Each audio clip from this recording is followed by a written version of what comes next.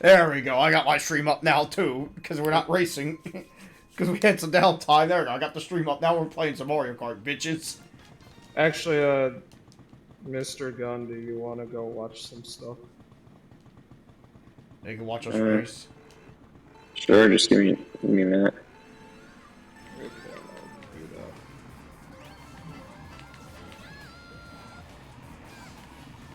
Ah!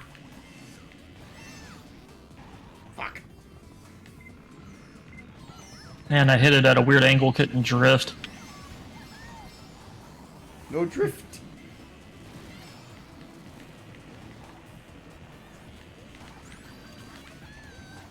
Ah! I went over the cliff.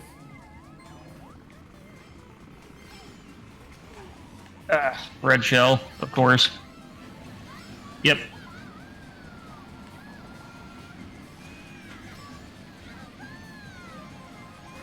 Yo, this baby Rosalina, I guess it's the other dude, because they're way ahead like I am. Man, they're like right on my tail. I keep forgetting I am absolute trash at 200cc. Well played. Hit me with a red shell in a spot where I could not avoid it. We need to rate the endings again someday down the line, too. Let's go. Because I think for our next rate the endings, we need to definitely do Tekken's 1 and 2 for sure. Can't really talk on this course.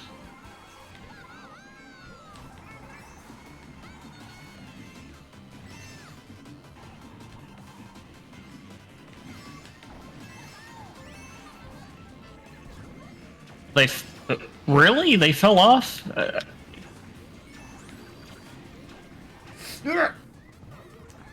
Oh, geez, giant pull on my screen. I'll have to fix that in a sec. Yeah, Yeah. I had to fix Giant Inkling too.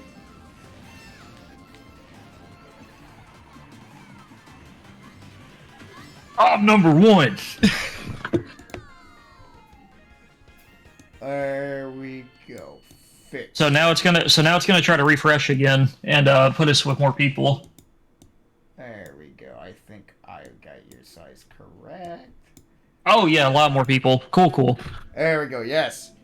Oh my god. Well, look at one of the bees. That's a penis. Oh my. That's a penis. Oh my. That's a penis. Exactly. Just fucking Beavis and Butthead moment. That was even more like what John Tron was reviewing the plug and play. That's just a penis. It's just a penis. It's like, look, this is Shrek's penis. Oh no. This course on 200 is gonna be a fucking cancer. Oh, Jesus.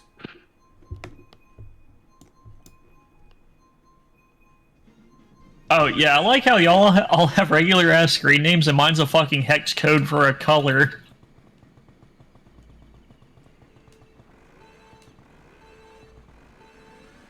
Really? I did it right when the number was fading. How the hell did I backfire? Ah! Motherfucker! Yeah, old dick face is pretty good. Never mind.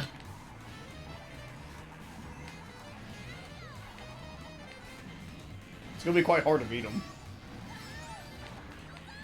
Actually, the Japanese players, fuck! Accidentally took the jump the wrong way. God damn it.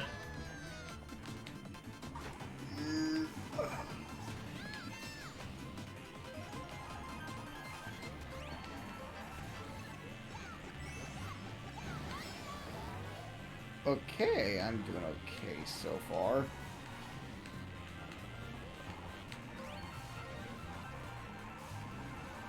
Oh, mother.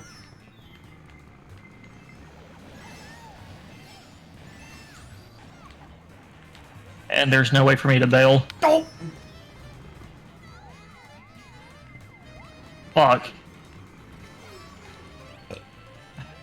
Well, the thing is, even when I'm winning, I still get extremely salty in this game, man. I've put way too much time into Mario Kart 8 for some reason. I remember, like, back when I had my Wii U, this was, like, I think Mario Kart 8 was probably my most played game on it. That's because I think the only games that really For a while, dude, for a while, it was actually what sold me on the fucking system. Oh yeah, absolutely. It was like Mario Kart 8 and Smash 4 were like the big games that got me to get my Wii U. No, I had Smash 4 first, but then I got Mario Kart 8 like a few months later. But dude, you know what fucking kills me though? What? Like, dude, everybody was complaining about the 200cc, and the second they announced that for the DLC, I was just like, yo, bet. Oh, I remember, like, I got that. I think it was like the day 200cc was added was when my copy showed up in the mail. Nice. Though, so weird though that to tie the Shy Guy colors and the Yoshi colors to pre-ordering the DLC. No, it wasn't pre-ordering the DLC. You just had to own it. I thought it was you had to buy it before its official release. No, you just had to own it because I bought both the DLC like after they came out, and I was still able to get the colors. Okay. I hope we get to show off some of the new courses tonight, though. Hello, Manny GDL. How have you been today? Oh, that's cool. Some whoops. people have left. Oh no! Oh man, Dick Nose is gone. The penis guy was like, okay, he was like, you guys are weak. I'm going to fight real people.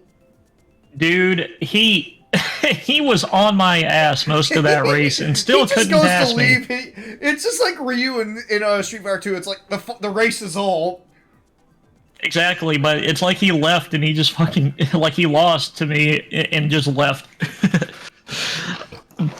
Fuck you ain't getting my points. He thought his dick was hard, but it was just flaccid. I feel like fucking trash today. Well, you're laughing, so at least you're laughing through the pain. I should have not eaten those fucking hash browns. I didn't even know what the fuck you were talking about. I knew at Waffle House you could customize your hash browns, but I've never heard of XL hash browns. So basically what I'm talking about is I asked for double hash browns. Oh, I thought what I tried to reason was I thought you meant like you ordered the whatever they call it, the all-in or whatever. No, I had a cheeseburger with I had a bacon cheeseburger with hash browns, but they were like, hey, I didn't want, and I'm like, and they're like, oh, I'll just do double, probably just because it's like, hey, because all I had beforehand was before I went to a local was I had just a grilled cheese beforehand, so I was a little hungry, so I'm like, hey, maybe I could do double hash browns just to make sure I at least have, I'm full for the night, and apparently. It worked too well, to say the least. Basically, the typical I ate too much. Drain cleaner. Not even just that, it's just basically like, I ate too much, kind of like, I feel like trash. Well, I mean, let's see, you said you ate a burger and basically an assload of hash browns, dude. Yeah, you ate a lot of fucking carbs. That stuff does weigh you down. Yeah, it just feels... Look, I have a ginger ale to help out. But, oh my god, it's like that's why you never put a starch and a pasta together. That's way too much carbs. Yeah, I know. You're fucking telling me. Oh, you son of a bitch. Like, oh my god, this is horrible. Bruh. Wait, what? They got hit by the spin out of the blue shell explosion like super delayed, so it let me pass them. What the hell? This is all your fault, hash browns. Oh, how can I stay mad at you? I'm just thinking of that one bit from The Simpsons with Homer the sandwich now. Well, I got second place because I don't know how the fuck Donkey Kong there survived that lightning strike. I am getting my ass fucking kicked. It's all for the sake of entertainment, isn't it? Yeah. Well, then I admit I am trash at 200cc. Like, this is something I picked just for more like a simple, hey, let's do a chill stream of Mario Kart. It's like, it's the game I play more or less to unwind more than anything. Chill stream, and you picked the fucking difficulty setting that I used to speedrun. I could be chill at 200cc. It's one of those where it's like, I suck at it, but it's like, it still provides decent content. Look at these guys being boring. Yeah, they're picking the vanilla option. Yeah, because these courses are actually really, really fun on 200. Oh, fun fact, on Shroom Bridge, do not try to go for the wind turbine shortcut on 200cc. You will literally drive straight through it and fall. I hope we figure out what the next tracks are. Please have Waluigi Pinball, please. I feel like that would be the grand. Like, I feel like with how many people are requesting it, if Nintendo's smart, that would be the grand finale. I agree. Like, I want Waluigi Pit. It would take you. It would take us a year to fucking get it, since it's still 2023. But you know, Hey, and I mean, we still have other like awesome tracks to get in the meantime, which is all like I care about. Like, hey, here's the problem though. I really liked how Sherbert Land looked on Wii. I wouldn't mind that coming back. oh, Sherbet Land would probably be interesting to see. Or am I getting the names mixed up? I'm talking about the one with the penguins. Yeah, yeah, Sherbet Land. Oh, Or that's what that's what I'm misremembering. I can't remember if it's that or yeah, Sherbert Land was the one with the snowmen. Snowman is Frappe Snowland. Penguins is Sherbet Land. Okay.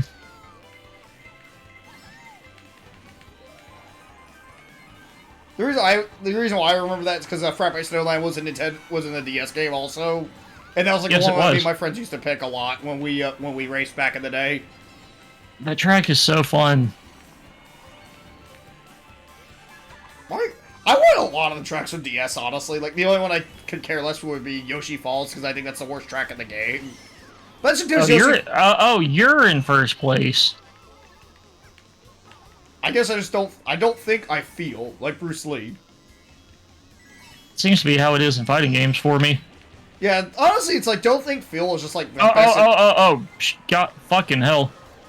Okay, okay, Blooper Inc. is pretty terrible right there. Jesus. Oh, absolutely. Like, that fucked us all over right there.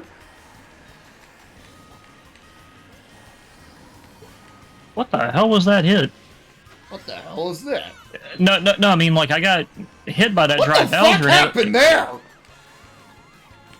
Yeah, that dry Bowser, like, hit me, and I just randomly got, like, put in the wall. Like, what the hell happened? I would have had first place if I wouldn't have hit the wall like that. What happened? Like, literally, my freaking Shy Guy, like, snapped over to the right for a second, and I was just in the wall. Alright, I am now out of ginger ale. Fuck. But it was a cane sugar ginger ale, which was pretty awesome. Let's see. I feel like torturing people. The real test, if you know 200cc.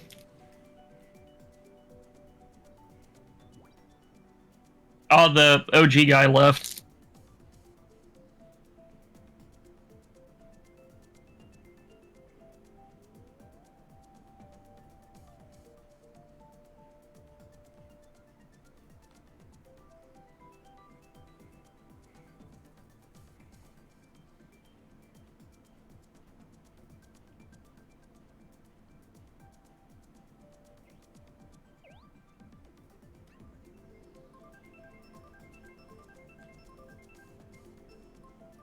Hey, wait, we got Mario Kart Stadium twice in a row. Yeah. So what I feel like we should probably do at this point, since there's not a lot of people filling in, let's just go to regular racing and either pick worldwide or regional. Yeah, I'll do that after this. Because honestly, like, most of these tournaments are boring when there's no people racing. Or there's an odd number of people. Yeah. That can also happen when there's not a even number of people to fill up all 12 slots. Honestly, I'm fine with it if there's, like... I'm fine with a few bots. It's just I need at least, 5 people to race. What is going on?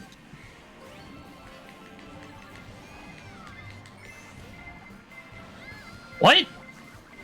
Apparently, dude, the Wario guy is either lagging badly or what? What the fuck is going on? Which Wario? The Wario that I'm dealing with in first place up here, it's the guy that was playing Dry Bowser a second ago. He's like popping all over the place and not reacting to shit until like a good 5 seconds later. And then he'll like fall, and then he'll pop ahead of me. Like, what the fuck is going on with this guy? He's not driving laggy, it's only when he interacts with items. He doesn't exist. Yeah, like, people on my stream can probably see this clear as day. He's like driving fine. But anytime an item's involved, he like lag spikes or whatever.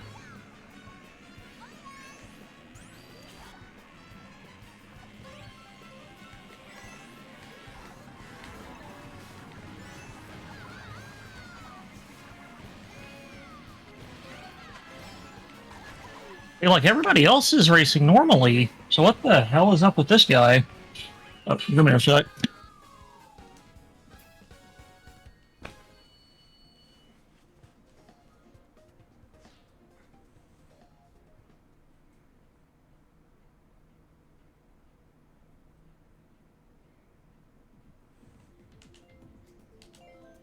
See, in that case, I'm gonna go and set that up.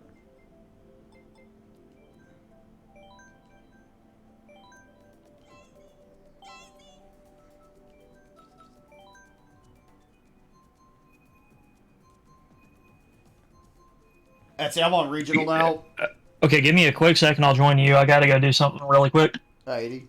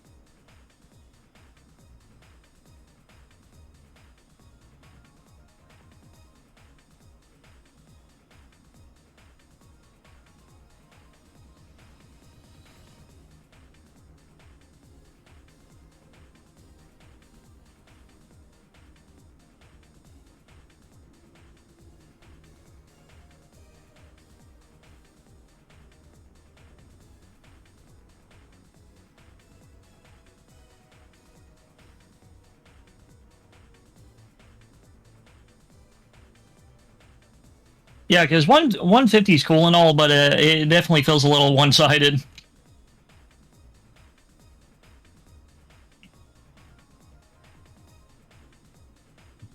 So, is everybody else doing okay? Yeah, I'm doing fine for the most part.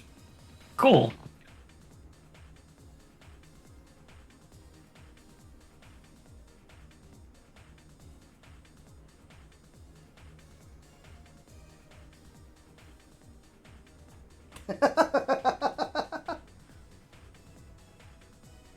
Dude, that's an old meme. What? That thing you posted. No, this is a new one.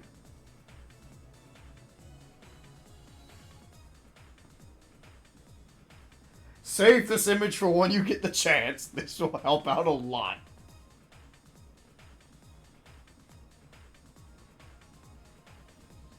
Let's see, I'm assuming you're in the race.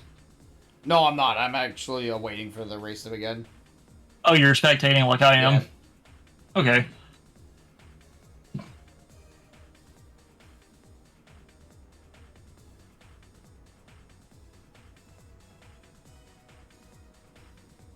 I like what I used for the streaming notification. This guy's about to have a really bad time. Or what? Every 100 likes equals one Morbius rewatch. And his likes are currently 45,000. He has to watch Morbius 450 times. He's gonna break that guy's record who saw No Way Home. How many times did that guy watch that? I don't know. I know about that, like, that one dude that, like, watched B-Movie, like, 200 fucking times.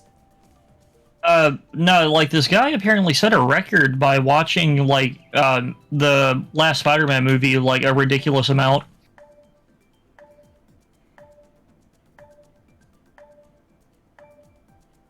Oh, right, your me is Dio. Yeah. Right. I just forgot to Also, I bet people that can read hexadecimal or like hex codes for like colors and stuff are so confused by my me because I've got the blue hex code as my online name, but I'm wearing mostly purple.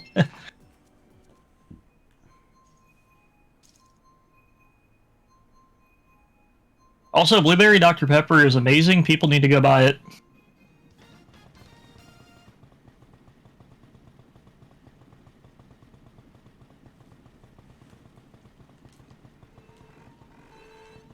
Also, this course is really weird on 200.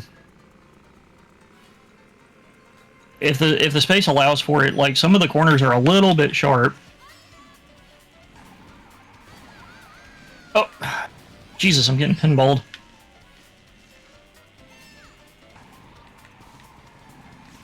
Also, I saw an amazing like an amazing meme earlier because remember like those really weird like corruptions of like be the person who, you know, meme. Yeah. And it said be the reason why somebody closes Twitter.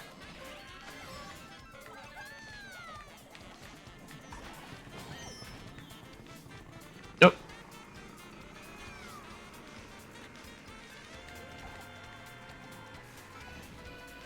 Now, see, this is more chill. Absolutely. But it's so weird. It's only a 50cc difference. Why is 200 so much ridiculous? Like so much more like faster feeling? Well, because it's a 50% difference. No, because 50 and 100 don't feel that different. Or yeah, 50 and 100 don't feel that bad. Well, 50, I don't know. I did a look a bit more deeper into it. Dude, 50 is god awful. Well, yeah, 50 is slow. I know that. Like, whenever I got this on Switch, I wanted to, you know, of course I was going to 100% it. It's Mario Kart. It doesn't take that long to do. But, dude, I dreaded remembering that freaking 50cc exists. I'm just like, oh my god. Actually, I think it's like, if you complete 150, I think it, like, automatically, like, marks the prior stuff. I could be wrong on this one. You are very wrong. I thought I did that with Mario Kart 8, where it's like, you can do the higher stuff and it would, like, automatically mark the lower stuff. No, there are games that do that, though. Because I know, like, the other games... Because I know the other games, it's like, oh, you want 100%, you have to complete the lower stuff first. Like, Hot Shot Racing does that. Oh shit, I missed that turn badly. Oh, that Waluigi was really up there. But, this is what I'm looking for, though. This is way more casual.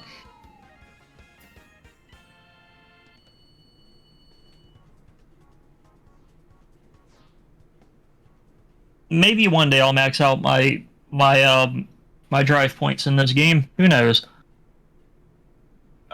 We're gonna go to Wario.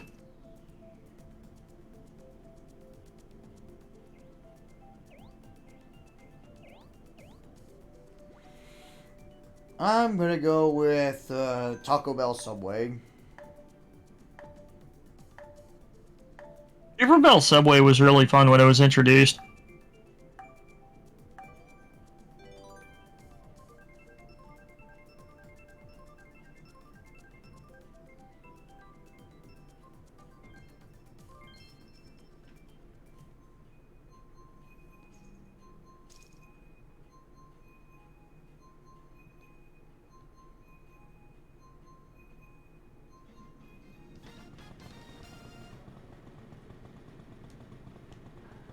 But here's my issue. I don't really do online very often unless I'm playing with like one of you guys.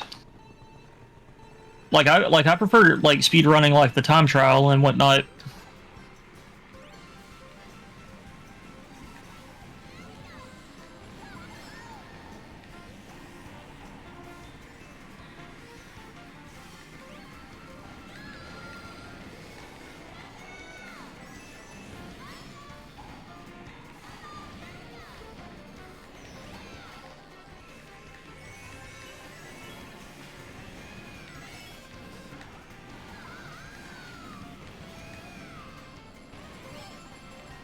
Jesus, I'm getting dogpiled.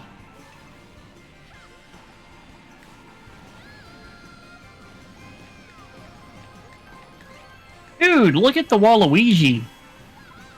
I can see that.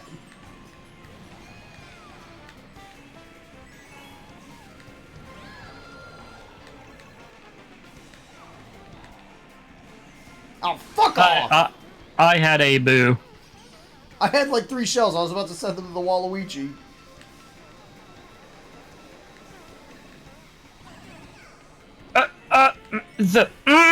The game auto-correcting my turn.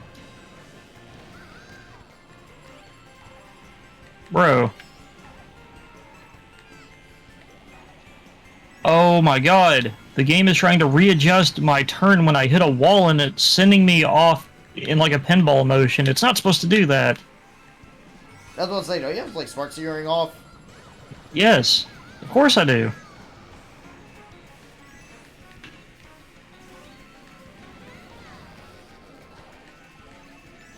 Okay, that was an extremely helpful bullet bill. No idea why it lasted so long after I'd already passed everybody.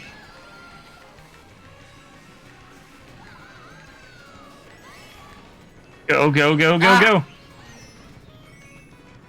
King Boo is right on my butt.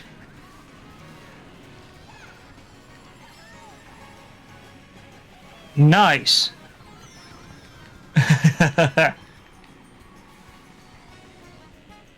But haha, Waluigi funny, go burr.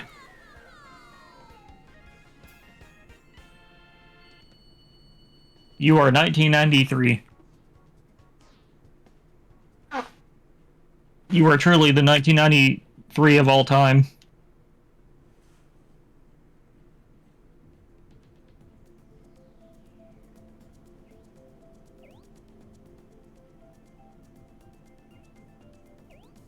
Paris Promenade is really fun. Like, I love how this course works. You have to go through the course normally once, and then you go backwards. It's so cool.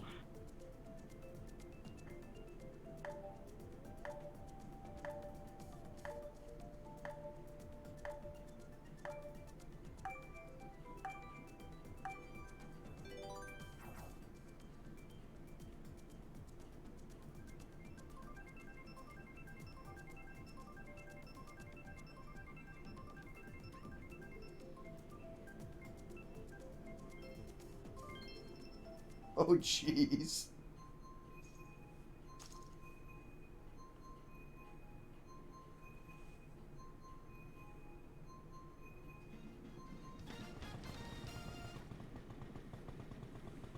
Hey, we got Paris Promenade. Also, the scale is a little screwed up. I actually kind of like the aesthetic where we're just really tiny. Like almost RC car size. You know what would make this stage even Oh, better? it's 200cc. Let's go. You know what would make this stage even better? If you could knock down the Eiffel Tower. What a hoot. Oh, freaking thank you, George Wood. It's like, I mean, to be fair, that is the best part of Twist Metal 2 is being able to knock over the Eiffel Tower. Uh-huh. And it completely changes the course, too. It's so neat. Dude, like, I remember when I noticed that, like, at the time. That blew my fucking mind. You want to know something? You want to know something that I just noticed? What? There's actually an alternate route on this course that I was too stupid and didn't know until, like, today. What? You actually go left at the Eiffel Tower instead of going under it. And it's an alternate route.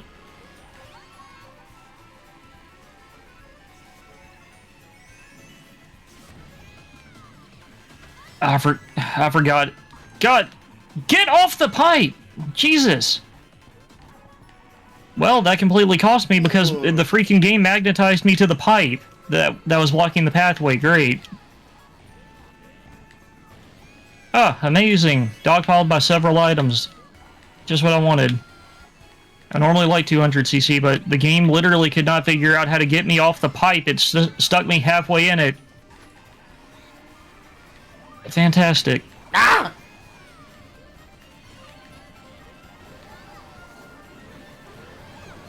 No! I was right on the ramp. Isn't that a hoot? Oh, wow. I literally made it...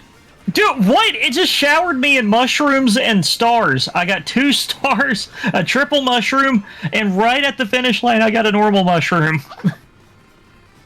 The game took pity on me getting stuck. Never mind, I was salty and immediately turned amazing. I need that comeback clipped if somebody's here.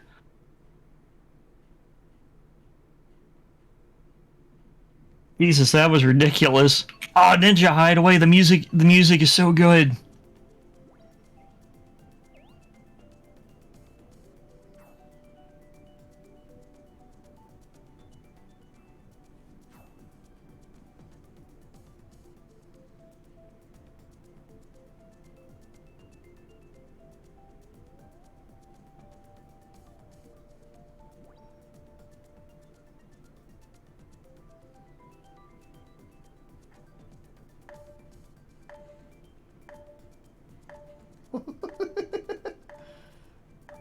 I love the Twitter page. Absolutely insane YouTube comments.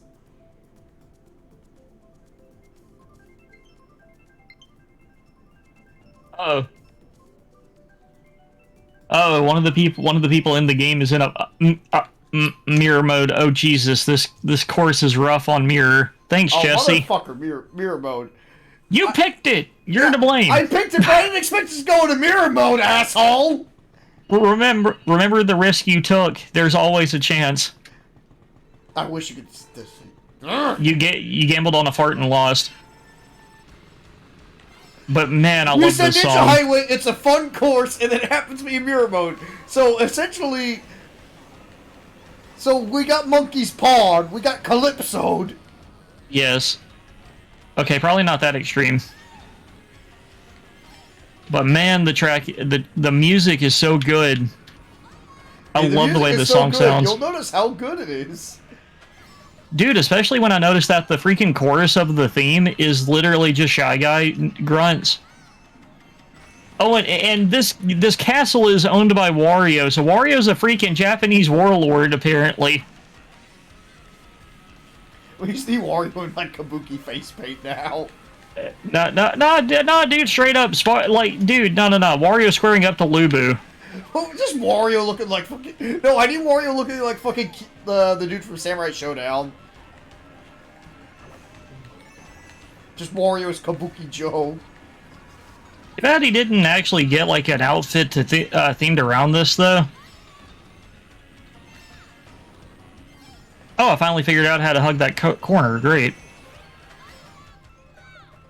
It's really fun to learn new stuff whenever you're in the middle of a race. Oh, hey, River Slinky, what's up? Ah!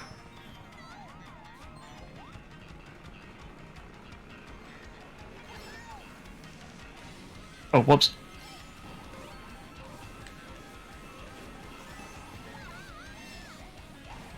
Yeah, once again, the Waluigi is way up there.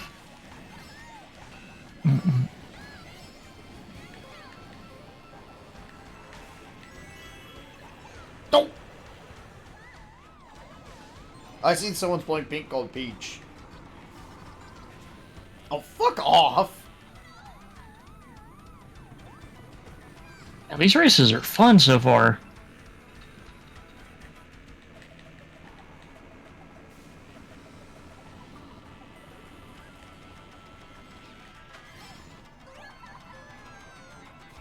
There we go.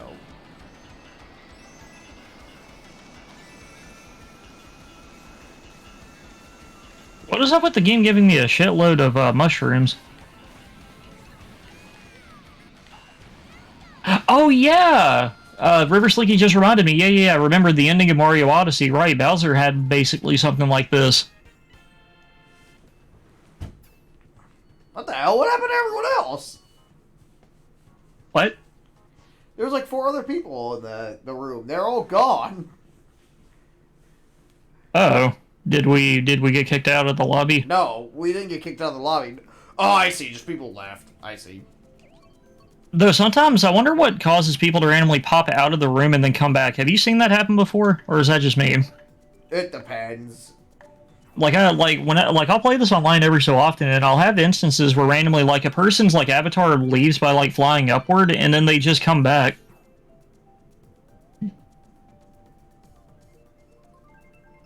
But man, Ninja Hideaway has such a cool theme.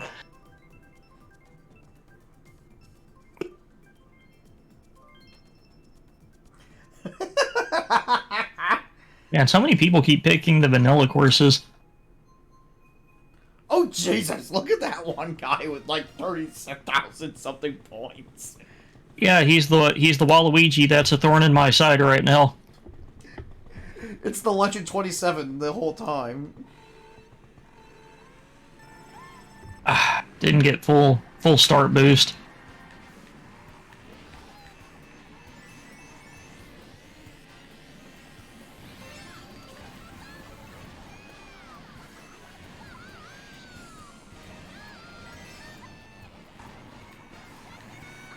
Also, if I'm not mistaken, I think 100 could also be randomly chosen too. Yeah, 100 is one of the random speeds. That is so stupid. I agree. Like, honestly, I don't think the speed should be randomized, honestly. No, that I'm fine with. It's the fact that 100 of all things can be picked. 150 mirror and 200 are fine because, you know, like 150 is probably the standard speed. Yeah.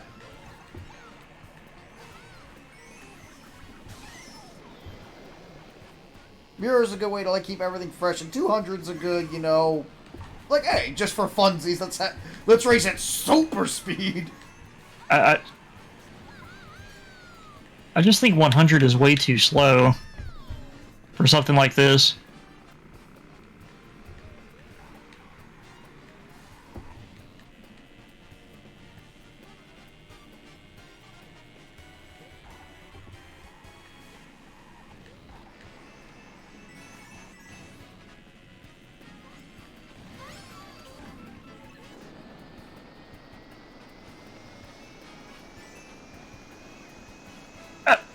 Gosh.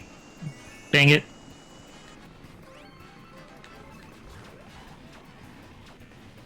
Ah, man, I was right behind him. Literally like a second behind. Gosh dang it. So we're in worldwide, right? Regional. Ah, wait then. Huh. I wonder how that guy accessed Japanese characters on his Switch though, because I don't think you can change your keyboard language. Don't worry about it. Unless your account is from that region, I believe. That's really weird.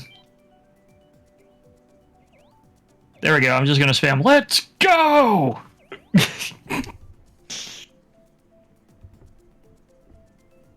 Also, I think if you type if you keep spamming "Let's go," it closes the room and it starts the shift.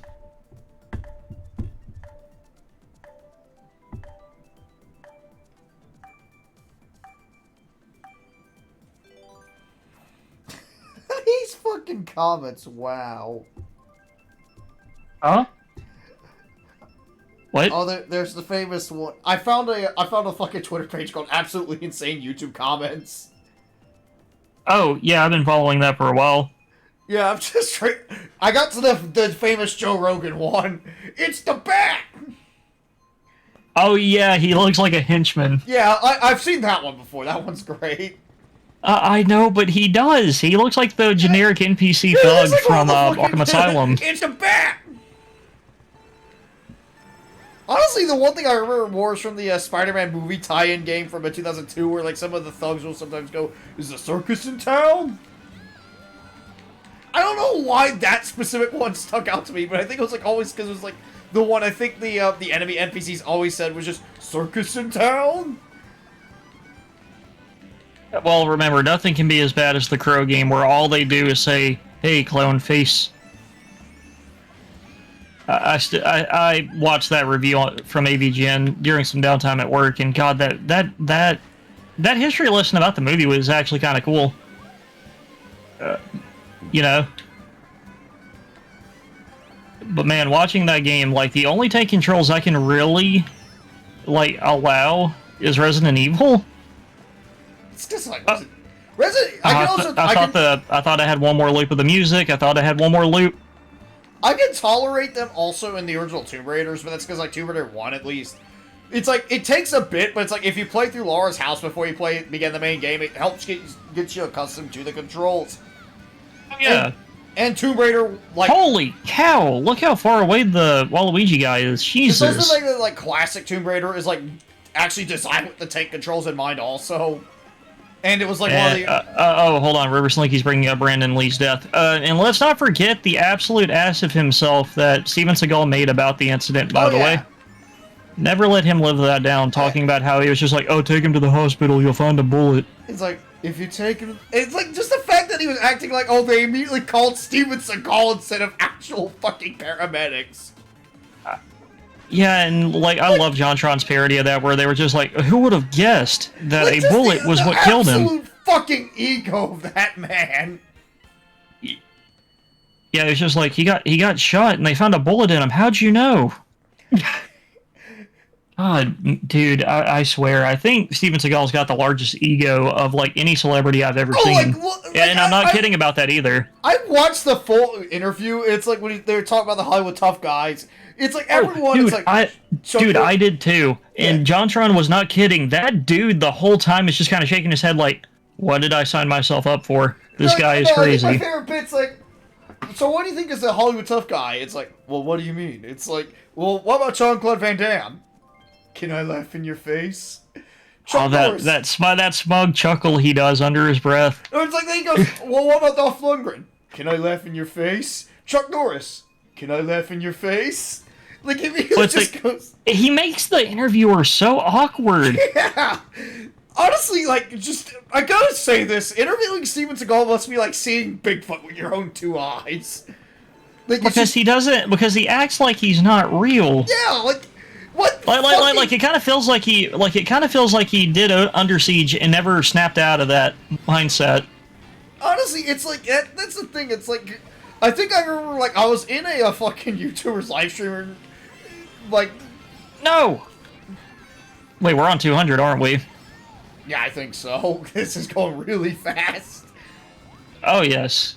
And I remember there was like a live stream I was like not participating in exactly, but it's like this is like an interactive live stream where they were answering viewer questions, and I brought up I was like going through a bunch of 80s action movies, and I brought up to like the YouTuber's husband's like, hey, what do you think is the best 80s action movie hero? And they were like talking about Stallone and Schwarzenegger, and they were talking about typecasting, and I mentioned, well, at least they aren't typecast as badly as Steven Seagal. He plays the same character in every fucking role. And the guy just starts laughing his ass off at that. Like, this dude is just laughing his ass off. He's like, that is so fucking true. Like, I think the only case where Seagal doesn't play the same role is an executive decision, because he fucking dies like 2 minutes in the movie. Good. Oh, like, I remember my dad was talking about that movie, and he was talking about, like, he knew people that were, like, outright pissed off about that at the time. Well, I mean, here's the problem. On the poster, he is heavily featured as, like, a key actor. Well, yeah, that's the thing, because it was meant to be a twist that he dies early on. He was meant to be, like, the fake protagonist. Like, the fact that he dies is actually supposed to be the twist. But Steven Seagal, like, during that, was like, no, I'm not gonna die. I'm too popular to die. And, like, that's probably that's probably the motto he says before going to bed every night. He's just, like, praying at the bed. Like, I can't die. I'm too cool. But yeah, River Slinky, we have a strong distaste for Steven Seagal. I can't really say it's a distaste, but more of, like, a weird, bizarre fascination. I have a distaste for the guy. He is, I don't think like the I guy said, is cool, but it's like I just have this weird bio fascination about him. Here's the thing. Okay, I think Steven Seagal has the the largest like ego of like how he views himself as any celebrity that I have ever seen. And I know people say people like Kanye and stuff like that have massive egos, and I'm like Steven Seagal never turns that off. Here's the thing. Say what you He never turns it off. Like, here's the thing. With Kanye has some okay albums. Yeah. It's like Kanye has genuine musical talent for what it's worth, and he knows how to use that. Like, he didn't But I mean, he's normally the prime example people bring up with ego, and I'm like, dude, no, Steven Seagal never turns it off. Steven Seagal is a good case of just someone with a massive ego that clearly doesn't fucking deserve it. Not only that, but it also clearly comes across like he has never had anybody in his like inner circle that has ever, tried to go against him. Oh no! I would not be surprised if Steven Seagal just has kind of an entourage of yes men. Actually, for what it's worth, Steven Seagal's actually pissed off a large amount of people. Like, wow, color me surprised, Jesse. Like, no, it's like that have ended with him getting the shit kicked out of him. Aikido couldn't help him then, could it?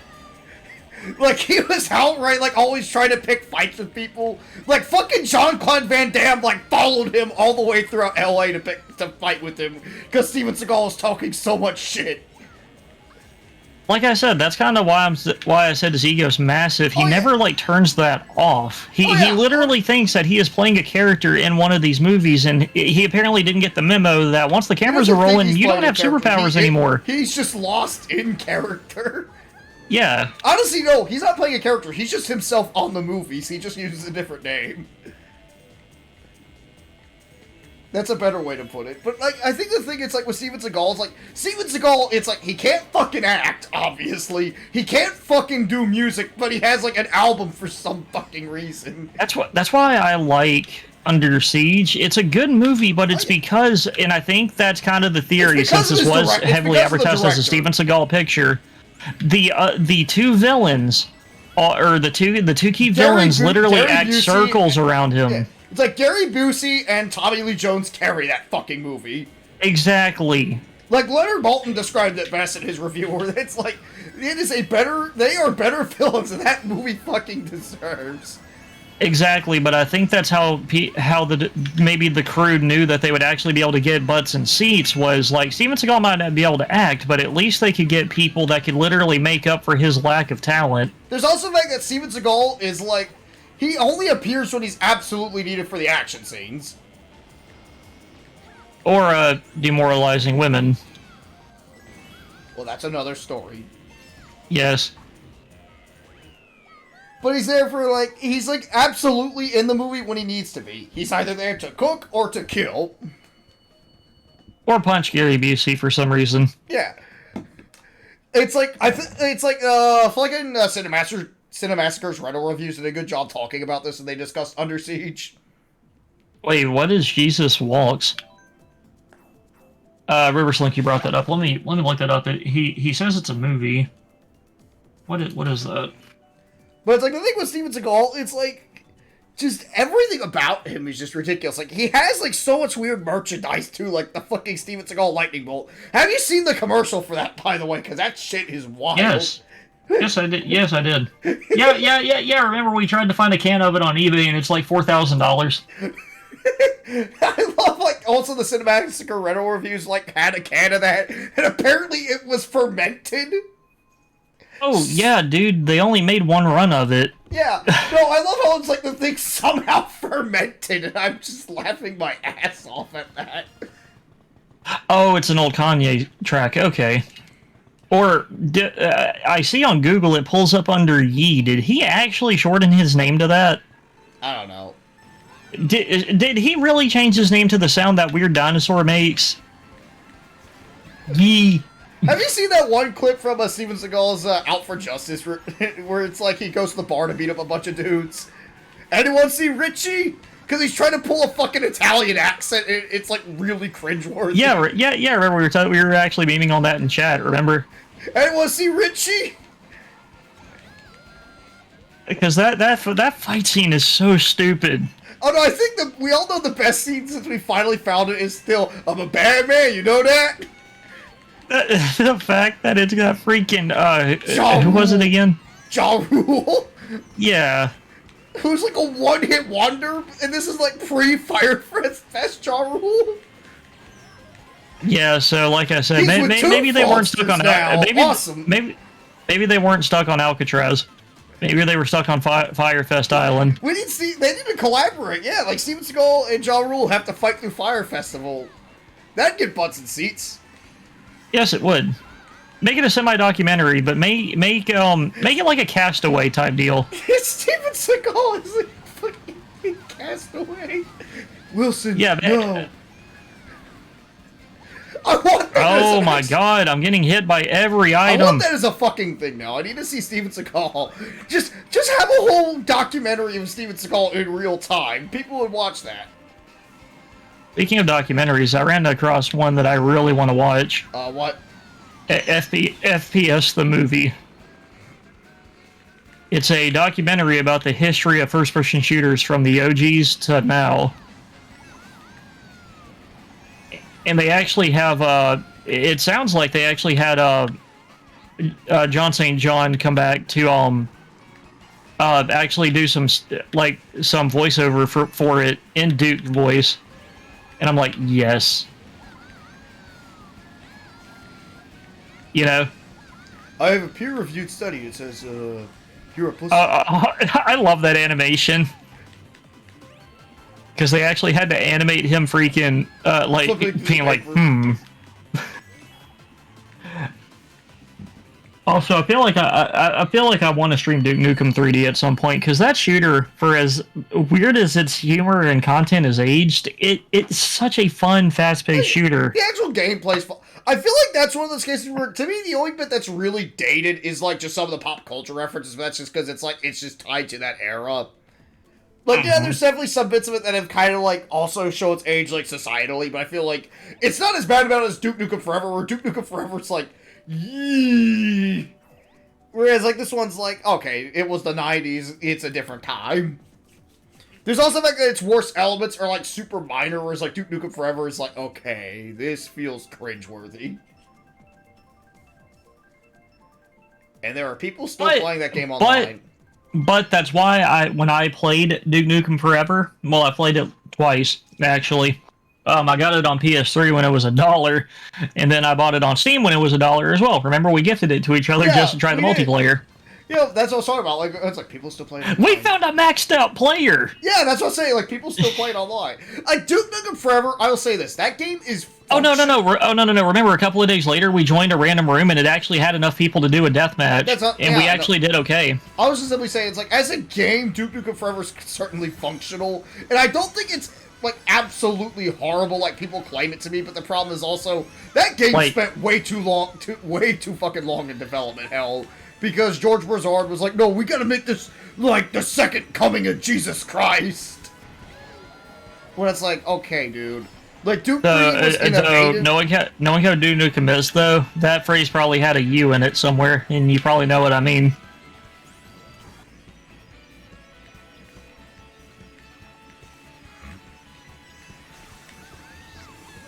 Yes, yeah, I hope I don't have to spell this out to you. No, I'm focusing on the race. What is my favorite funny word? Yeah, I know what you're talking about. No, like, I'm just saying I'm focusing on the race right now. Like, Duke Nukem Forever, it's like, if that game came out on time, it would have been pretty well received. Actually, I don't think so. What makes you say that? Because a lot of the advertising material and stuff that they were saying to the press literally made it sound like it might have accidentally been a cyberpunk situation, because remember, whenever he was making all these promises, the game was still extremely early on, so I really felt like this was going to be, you know, like a literal cyberpunk situation where, like, there is no way it would have been able to make up for, what's the phrase? Your ass is writing checks, or something like that. No, your mouth is writing checks that your ass can't cash, or whatever. I think it would be more like, okay, so I feel like it might have actually been seen harder. Because remember how Forever came out finally? They shut up. It's coming out. And they didn't promise anything else. They just showed basically a gameplay reel on PS3 360, and that was it. And, you know, they basically did the normal video game thing where they were like, hey, it's making progress. It's finally coming out. Well, the thing with Duke Nukem Forever was that Duke Nukem Forever had to be taken away from George Broussard. Exactly. I feel like with how much people liked 3D, well, the several versions of 3D. I feel like with how much he was promising in Forever, which there is no way that technology would have been progressed far enough to actually do some of the things he wanted. Well, it would have. There's no way. People probably would have been pretty disappointed. Actually, I feel like it would have been probably seen as a mid game because it didn't match up to how much he was blowing it out of proportion with trying to build hype. Well, the thing with over promising and under delivering. Well, the thing with Duke Nukem Forever was that originally it was like, hey, we're gonna make a good sequel. It wasn't until like he started playing other games like Half-Life or The Thing, that it was starting to get there. But those are like way after.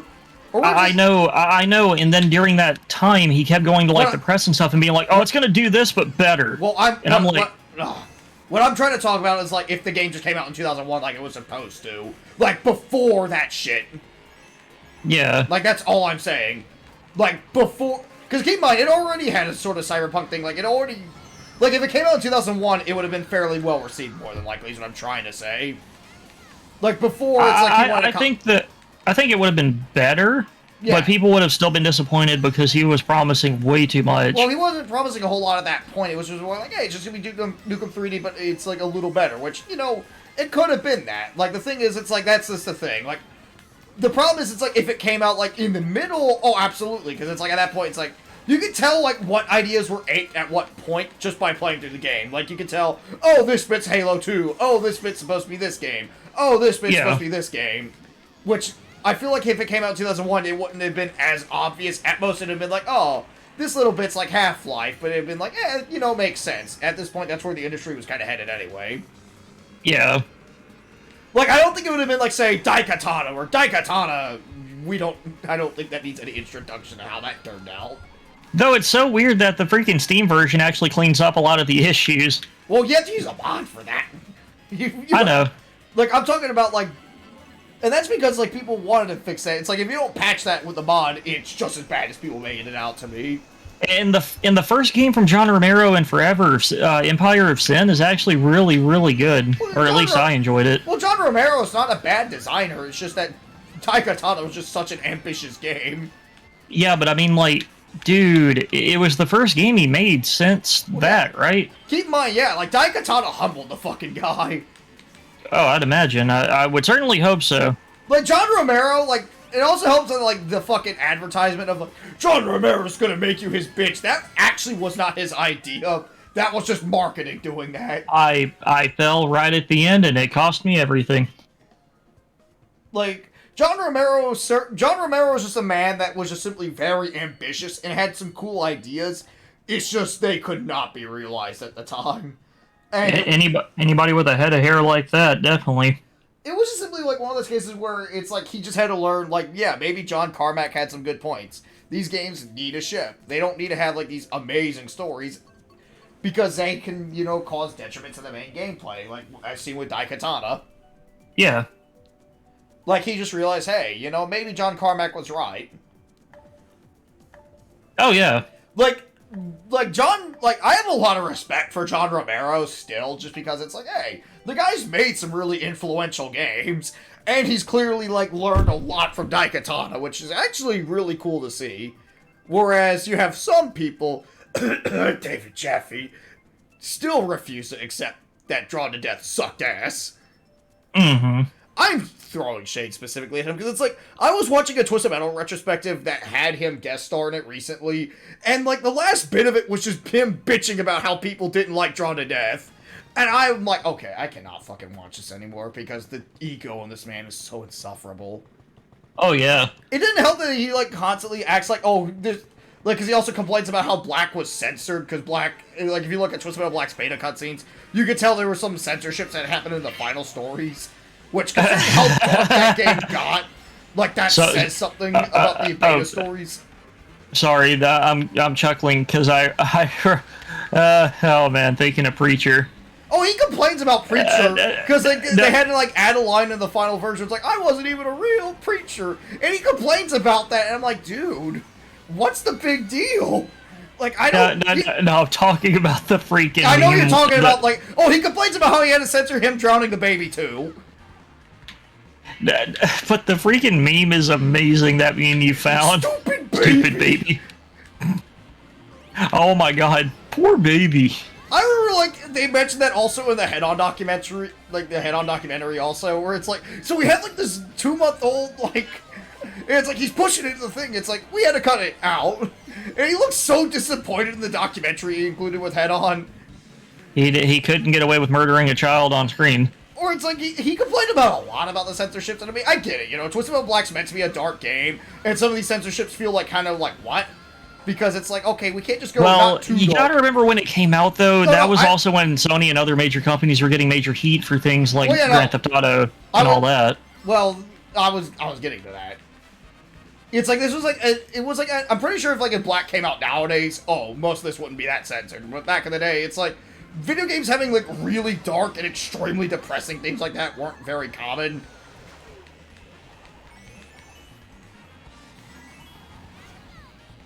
But it just says a lot that the stuff they were able to get away with Black at the time is impressive. What is up with Waluigi's being way ahead? But I'd also argue it's like, okay, but Twisted Metal Black's rated M for mature. Who gives a fuck? Yeah.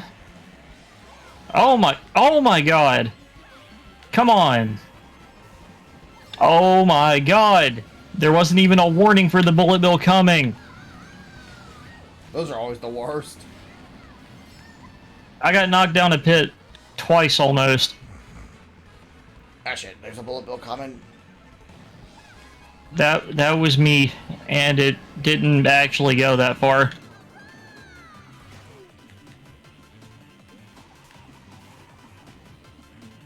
But again, like, the thing that just stuck with me is just how much he just whined about, like, fucking Drawn to Death. And he then just threw shade in another retrospective that just merely mentioned, well, Jeffy hadn't done anything since other than that mediocre Drawn to Death. And it's like, real good addition to your retrospective. Hey, I have a vote really quick. We've been playing with the same group for a good bit now. I'd say let's try worldwide now. Sure. Let's do one more, because I got because Choco Mountain popped up. I just want to at least race there. If it gets picked. Let me see if I can find, like, the thing, because it was just, like, because I have to show it to you later, but it's just, like, it just really shows the ego on Jaffe, and this is, like, before he was, like, disgraced for good with the Metroid Dread bit. Which he's still fucking, I love how he's still pissy about that. I mean, this is why you accept the meme. Because, I mean, it was really funny. He's not accepting it. Like, I think he said something really stupid when it won, like, Action Game of the Year. No, I didn't.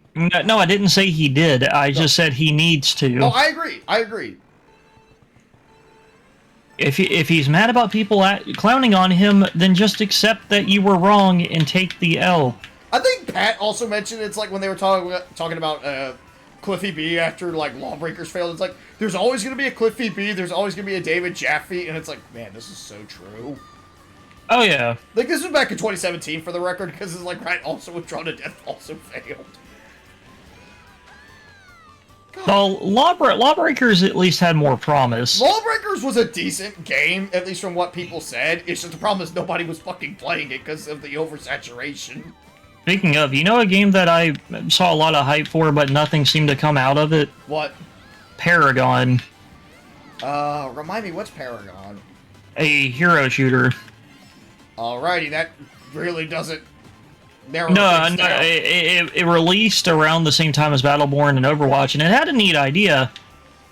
And there was a lot of hype about it, but then just disappeared. I didn't hear anybody after it came out, or well, no. People were still saying that the game was pretty good, you know, and all that. But it seemed like the beta actually had the highest, like, player count, like during the open beta test, and not nearly as many people like bought the actual game. But it was just like, Lawbreakers just had its big problem of just like, I think if that game went free to play, I think Lawbreakers would have still been around in theory. I'm gonna say. Oh yeah, because his character designs were pretty cool looking. Like, a big problem with Lawbreakers is that it just came out in an oversaturated market. Bro, what is up with the... Bro, seriously, what is up with these Waluigi racers? How do they get so far ahead? And why Waluigi specifically? I think they had, like, the Waluigi buggy combo. No, which is like the meta. No, they don't. Oh, they don't? Nope, they're just using regular custom carts. As long as I beat you, it's a win. No, never mind, you got a bullet bill. Oos! I came in... Whoa! Everybody passed me right at the moment, right at the end! And minus 11 points, that sucks. Well, I'm gonna change it to another setup, and then we'll let's do worldwide, and I'll join you again. Yeah, that's what I was doing. I was going straight to worldwide. Mr. Worldwide. I'm gonna go and swap my car.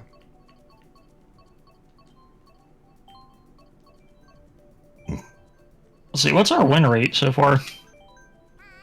194 to 30. wait, what am I doing? Where did I put him? Fuck. Oh, here we go. Charlie!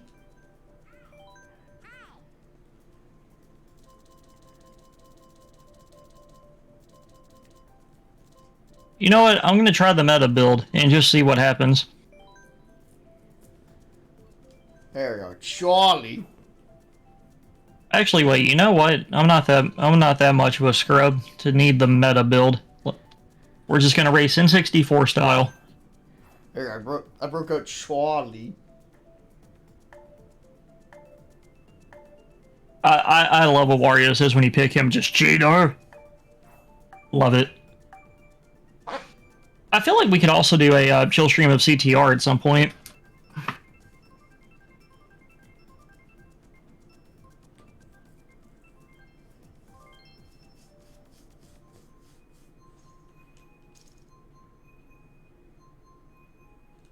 Come on, Charlie.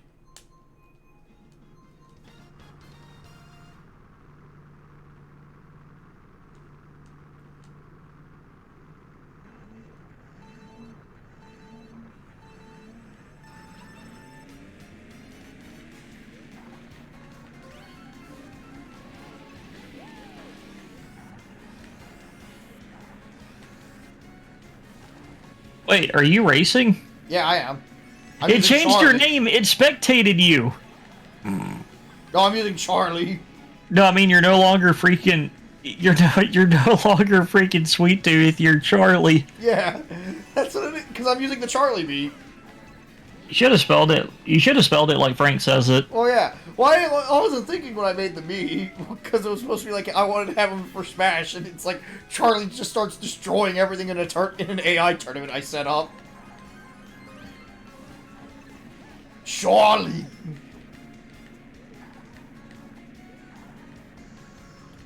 I need to see a trailer so I can see Charlie Day Luigi, honestly. Because also Movie Mom's hatred will give me life. I am just so ready to see Movie Mom bitch about that Mario movie. I just really am. Like, it's just, I have to see it now. I really need to.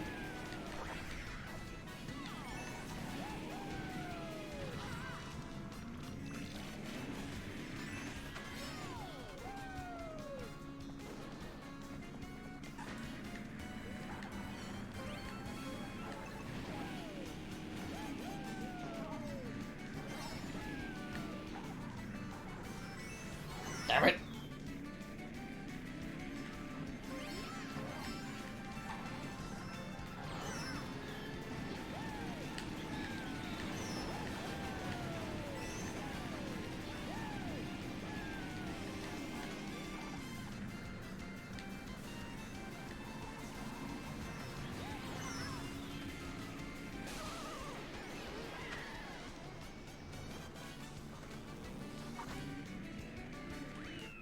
Sad Charlie.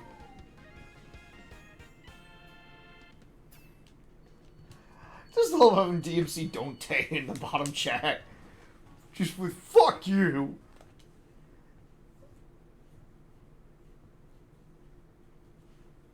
Let's see. Oh, I like Ice Ice Outpost. Let's try that. Ice, ice, baby.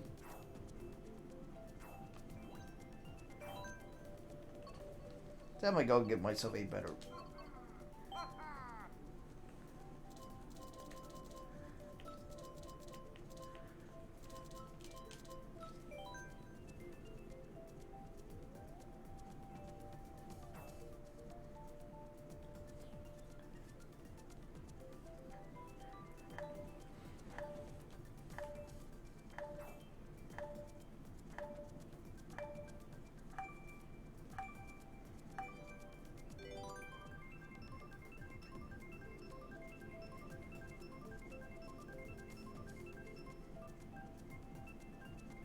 Did you see what Cedric posted in chat?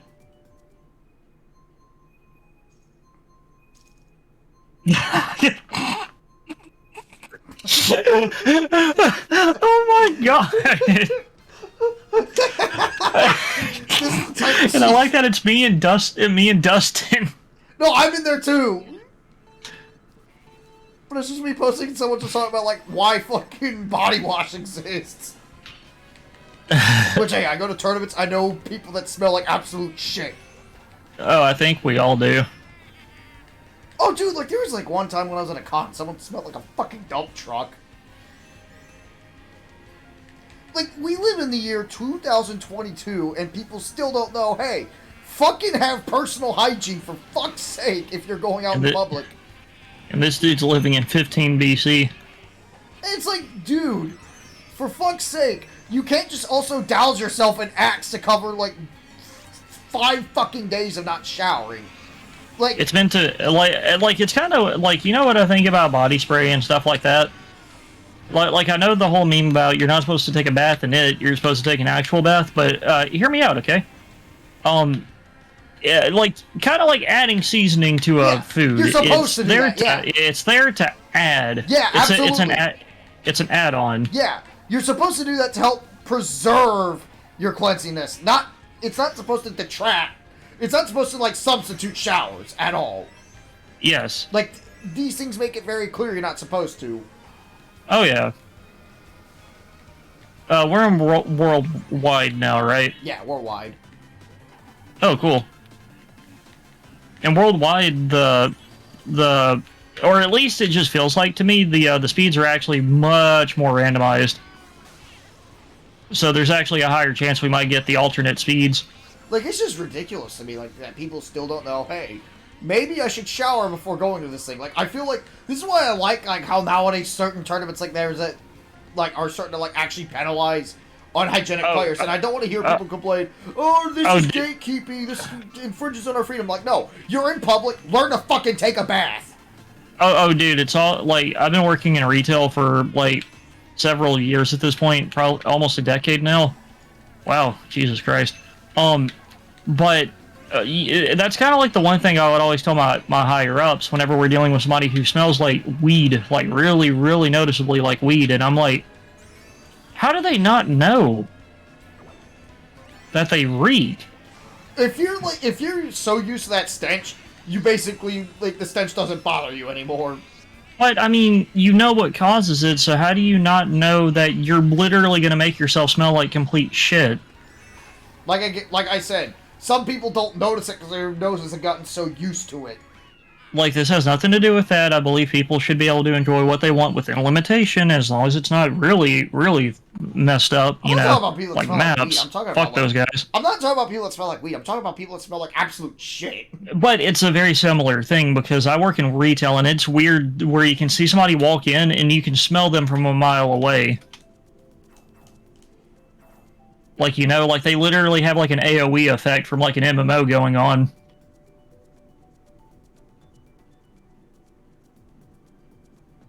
Like I've also had people that you can definitely tell are heavy smokers smell like that too. Like like, how do you not know that you completely stink of like cigarette smoke? Like, I don't get it. Even if you can't smell it, you have to know that you are making yourself smell bad, so maybe do something about that before you go out and somewhere publicly, you know? You there? Yeah, I'm here. But, you know what I mean? Like I said, it's like, some people just sit... It's just, I really don't know how to put it. It's like, it's just one of those, it's like, I don't have an answer. It's just always been a pet peeve of mine when people, either it's BO, cigarette smoke, or like weed smell or whatever. But it's just like whenever it's something that you could easily prevent by like maybe showering off after you do whatever. Like, I just don't get how people think, oh, I don't need to shower every day. It's like, why?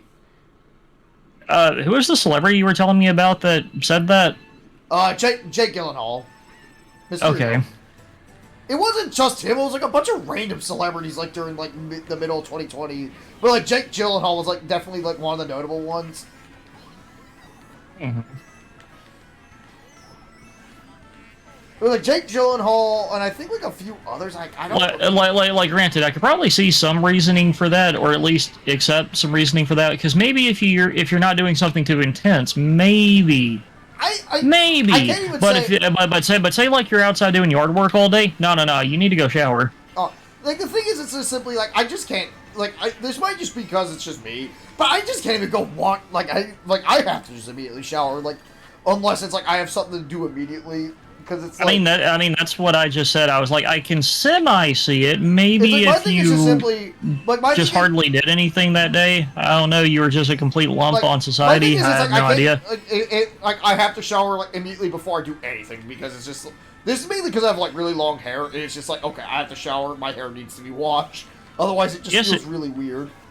Yes, it does. It's just I cannot do anything if my hair feels weird. It'll just physically bother me. Kind of making yourself sound like Zim in that episode where he had a fear of germs. It's just if my hair doesn't feel at least clean the entire day, it'll just feel very funky. Oh, I'd imagine that would probably bug the crap out of me, too. Oh, yeah, I'm just really hypersensitive to that shit. I usually keep my hair pretty short, though, so... Oh, yeah, if it's short hair, it's not an issue.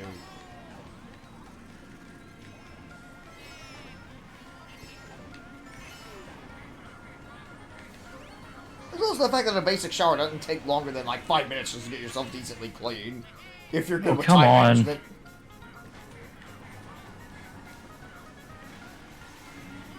I'm just hearing a crap load of wah.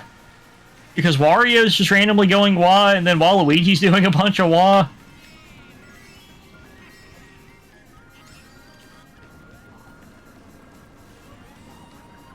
No, I can make it! I can make it! No! No! I had first place! Bullshit!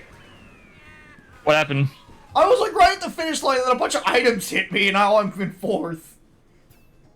I had first place! First fucking place! Almost half of this room is Waluigi. Oh yeah, I'm using the meta build just to be a dick.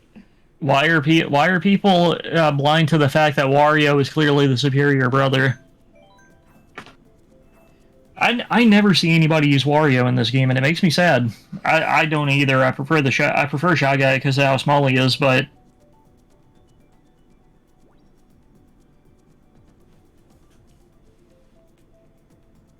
Well, it's when it comes to conventions, it's more okay, why don't you fucking shower? You're gonna be around a bunch of other people. Why not at least shower?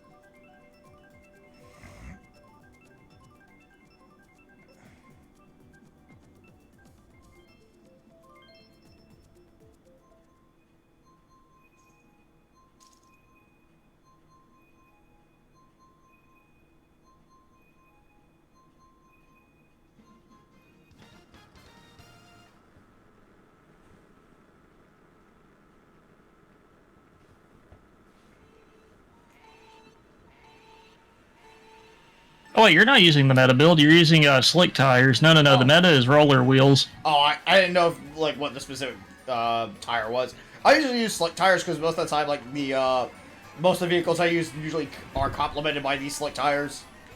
Because you're trying to cut down as much weight as possible, and the roller wheels have the least. Oh yeah, I know the roller wheels do. It's just I wasn't exactly sure what was the meta build.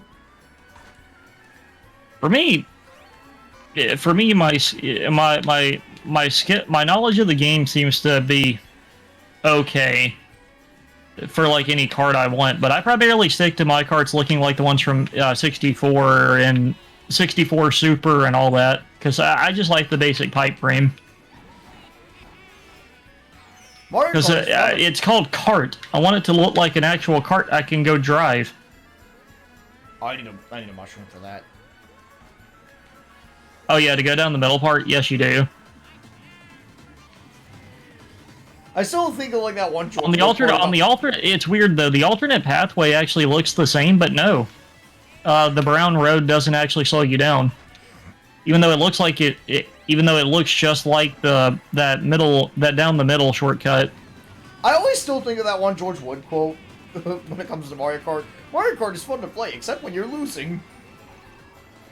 And I mean, like, literally, I heard that quote, and I was literally just like, yeah, that's it. That's the game. It's just George Wood is just such a great reviewer for like all the wrong reasons, and I love it. Yeah, because I literally heard him say that, and I was just like, this guy gets it. I'm trying to remember. I think it was like the first review I saw of his was the Street Fighter Alpha 2 review, and that just, I'm like, I must know more about this man. He was around during Alpha 2? Yeah, Good God. Yeah, he reviewed Alpha 2 though. Oh, the Alpha 2 review is great because he thinks the Street Fighter movie is canon to the series. And Wait, does he bring up Captain Sawada? No, he doesn't bring up Captain Sawada, but it's like, here you get to play as Charlie before he's turned into Blanca, like as he pronounces it as Blanca. Okay. And it's like, no, Charlie was fucking killed. He doesn't, it's like, that was only in the movie. And he, like, gets, like, almost every aspect about the characters wrong, too. Because, like, I think the only character he got correct was Chun-Li, because he's, like, Chun-Li, who, like, in the movie seeks revenge against her father's killer. Yeah. He gets Sakura right, because she's a schoolgirl on a mission. Yeah. But it's like, everyone else, it's like, here you have Adon, who's a cross between Robin Hood and a Jaguar. How do you not... Like, here's my thing, though. How do you not... Wait. How do you not understand Zangief? The dude is as basic as it gets. Oh, no, he doesn't mention Zangief when he's talking about the characters. I swear to God, if he misrepresents big Russian men... No, he doesn't, but no, it's like he talks about Rolento, but like doesn't, like, he fails to mention he was in Final Fight. It's like, he looks like a mercenary version of the Riddler is what he says. Well, I mean, if you took the Riddler thing out, he's not wrong. Well, yeah, he is a mercenary, but it's like, again, but he gets Sodom completely wrong and thinks he's a robot when he's clearly just some guy that's a weeaboo. Yeah, but there's one thing about his design that's always confused me is he's supposed to be wearing, like, jeans. Yeah, it's jeans. It's just straight up jeans. He is a weeaboo that is using, like, he's supposed to be like it's supposed to be like really bad, like, mock samurai armor is what he's wearing. Mm. Like, Sodom is just literally just white trash. There are so many Waluigis! Like, Sodom is just straight up white trash. That's, like, the only way to put him. There are so many Waluigis! I'm thinking of that one bit from Always Sunny in Philadelphia now. You can't do a backflip, you're literally white trash! Well, I mean, who's to say Sodom can't? Just, I'm just imagining Rolento and Sodom just talking about, like, who's bigger white trash now. Just Sodom pulls that. Well, I mean, Rolento has... No, like, the only reason I bring up Rolento is that, like, he and Sodom have the most interactions in Street Fighter of the Final Fight characters. Like, 'cause they actually have, like, actual character interactions in Alpha. Oh, okay, that's actually kind of cool. I didn't know that. Because I know y'all have seen that. I play Rolento pretty okay, but I only ever played him in 4. Yeah, that's what I was mentioning. Like in Alpha 2 and Alpha 3, they have special like fight interactions in the arcade modes. Like that's why I'm explicitly bringing that up. Okay, because when I play Alpha, I only ever use Cody. Yeah, like that's why I was bringing it up. Is that they have like interactions in Alpha 2 and Alpha 3. Oh, Raccoon Mario brings up a good point. It's because Waluigi's the meta, obviously. It's just he's Waluigi. A lot of people are gonna want to play Waluigi. But Wario is the better brother. That's debatable in certain areas, and I'm saying like this as a Wario fan myself, but like there are people that will probably stand Waluigi. Have you seen the headcanon for Waluigi and why he doesn't show up in modern titles? Because he's too busy wanting to actually be good at sports. Like, he's the accomplished, like, gold medalist brother, and Wario's, like, the actual business-minded one. There's, like, something I saw that was, like, a really amusing take on why Waluigi doesn't appear in the main games. Like, he doesn't have to. No, what it was basically, like, it went into, like, this existential nightmare of Waluigi's existence. Well, I saw one, like, remember the kind of meme that's, like, the fat guy that, like, sees the fireworks and, like, closes his blinds? Like I saw a version of that like Reddit meme, but with Waluigi, and it was like him seeing like I actually think it was Mario Kart. Now that I think about it, I think it was Mario Kart, and then he was like he closes his blinds, and then you see like all of his like sports trophies behind him. But yeah, going back I to the... actually kind of like that. Like, think about it. Like, Waluigi just thinks like, that headcanon basically says that Waluigi thinks that he's just too good to be in the mainline games. He's fine. He's content with being just really good really accomplished at sports and racing. But going back to the Sodom and Rolento, I just see Sodom pulling out the fucking burner phone. And Rolento's like, dude, only drug dealers use those. Use what? The burner phones, like the prepaid cell phones, like in Charlie and Mac or White Trash. Oh, those things, yeah. Yeah, like the Go phones. I actually forgot about the term burner phones, because when I think drug dealer, I think pager. Well, yeah, they used to use pagers, and they moved on to burner phones because pagers aren't even a fucking thing anymore. Actually, they are. Oh, they're still a thing, really? Yeah, some pagers still work, I believe. I thought they were, like, super displaced nowadays. Man, we just did this course, like, before Mount Wario. Like, I know Wild Woods is good, but Jesus. What a very basic name, just Cat Gamer. At least he tells you what he's into right there. No surprises.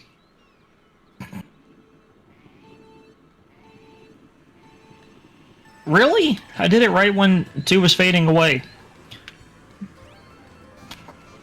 Excuse me.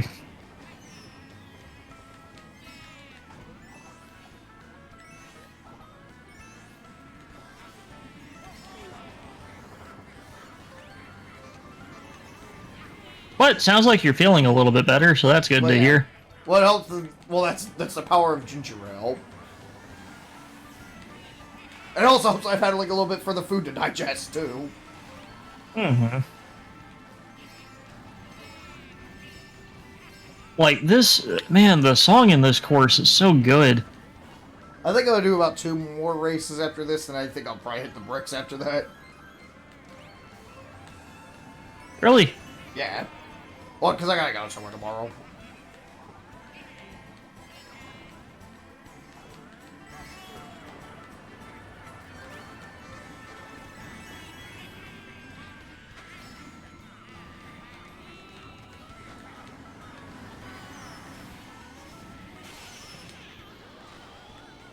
Oh, wait. I messed up something earlier. I said that Wario is clearly the superior brother. Waluigi and Wario are not brothers, I believe. I think that's If like I one of those if where I it's like, if I remember what Nintendo has said is that they basically are just two like really like they're really good friends. They just enjoy doing evil stuff together. I think it's like one of those where I've heard like more flip flops. So it's like, are they brothers? Are they not brothers? I think it's like one of those where it's like it just really depends on who's talking at the moment. I guess. Yeah. But I mean, like, they literally share very similar mannerisms, so, like, how are they not brothers? Like, I think that's But, just I mean, hear me out, though. That actually is a pretty decent explanation to explain why Waluigi doesn't show up and everything. Yeah. Like, maybe he just wasn't available that day. Waluigi had work obligations. Exactly. Like, Waluigi just working a regular-ass 9-to-5 office job. He's just stuck in the boardroom meeting. Exactly, and he's just like, man, I really want to be racing right now, but I can't get away from work.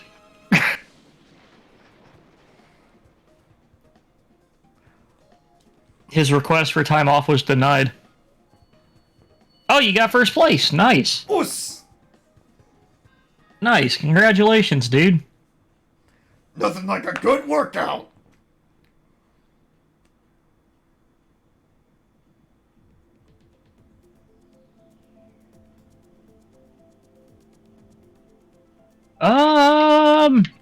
We've already done both of those a lot, so Thwomp Ruins. I'm picking Choco Mountain because it is a good track.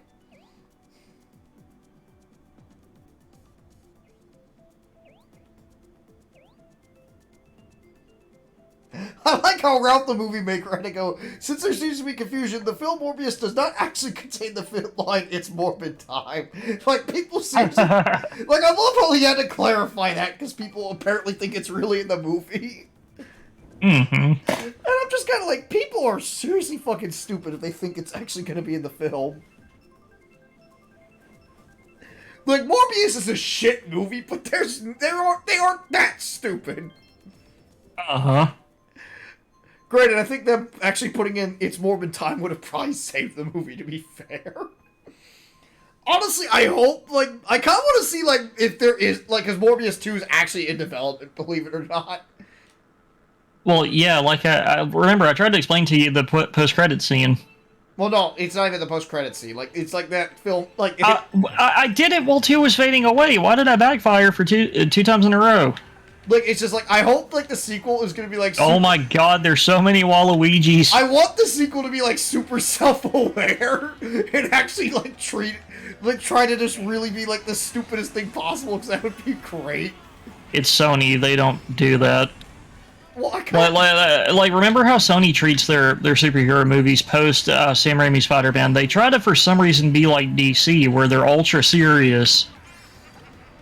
I mean, you're trying to so that's what I hate. You're trying is to that tell, you're is trying that to tell people me that Venom is like super serious. Well, no, not like I'm not talking about like subject matter wise. Yeah, it did kind of relish in the goofiness, but I'm talking about like how the tone is. Oh yeah. Well, no, I'm pretty sure Morbius will be. I'm pretty sure like Morbius 2, like considering like the fucking Morbius sweet memes. I'm like, there's a part of me that says like I think they'll change around for that and go, okay, we're gonna go a little off the rails. Nah. No, I kind of hope it's oh, dude, that's they're gonna say it's Morbid Time. We know they're gonna say it's Morbid Time. No, hear me out, okay? Since they're trying to establish a Deadly Six or Deadly Six, Jesus Christ, a Sinister Six. God damn it, Jesse, you and Dustin corrupted me with the Deadly Six stuff. Well, blame us for since they're trying to establish it, hold on. Since they're trying to establish a Sinister Six movie, with that post-credit scene of Morbius, and it's clear that that is what they're wanting to do, despite the fact that people are advising them, please do not do this. You know what I expect? What I hope? What? If they really want to be self-aware, make it like fucking Wrath of Cortex, where straight up you just have Morbius sitting at the table like, Morbius didn't quite do as well as we hoped. I was about to say, like, oh, Morbius is like the only one who uses like all the powers of this Sinister Six, like Crunch Bandicoot. Exactly. No. There you go. It's just. But no. That would be the ultimate self-awareness. You know. Spider-Man's like, oh, Morbius, why did you free the Sinister Six? Do you remember the last time they were free? Oh gee. Oh no. Let's just have it like Spider-Man just go full Monty. Yeah, just go full Monty. It's Wrath the Cortex. Yeah. Just have it be like he's so bored. It's like, oh, why did you free them? I love how like Aku sounds so nonchalant and just more mildly annoyed that the elementals were freed, despite the fact that they have like world-ending consequences if they're free. Man, Greg Eagles, man. Or wait, no, it wasn't Greg Eagles at that point. Greg Eagles didn't voice till like Titans. Yeah. Yeah, that was Mel. That was Mel. Oh no, the elementals. How can this be? No, man, he was cashing in a nice paycheck with that take. No, he wouldn't even. No, he's like, why did you free them? I think Caddy said it best. It's like he sounds like a concerned mother. Uh huh. I'm trying to find my car keys. Did you finish cleaning your room? Where the fuck did my car keys go? It's kind of funny seeing a Charlie me while you're asking this. Damn it. Oh, they didn't fall on the couch. Good. They just fell in the cup holder. I thought they fell in my couch seat for a second. Yeah. No. Ugh.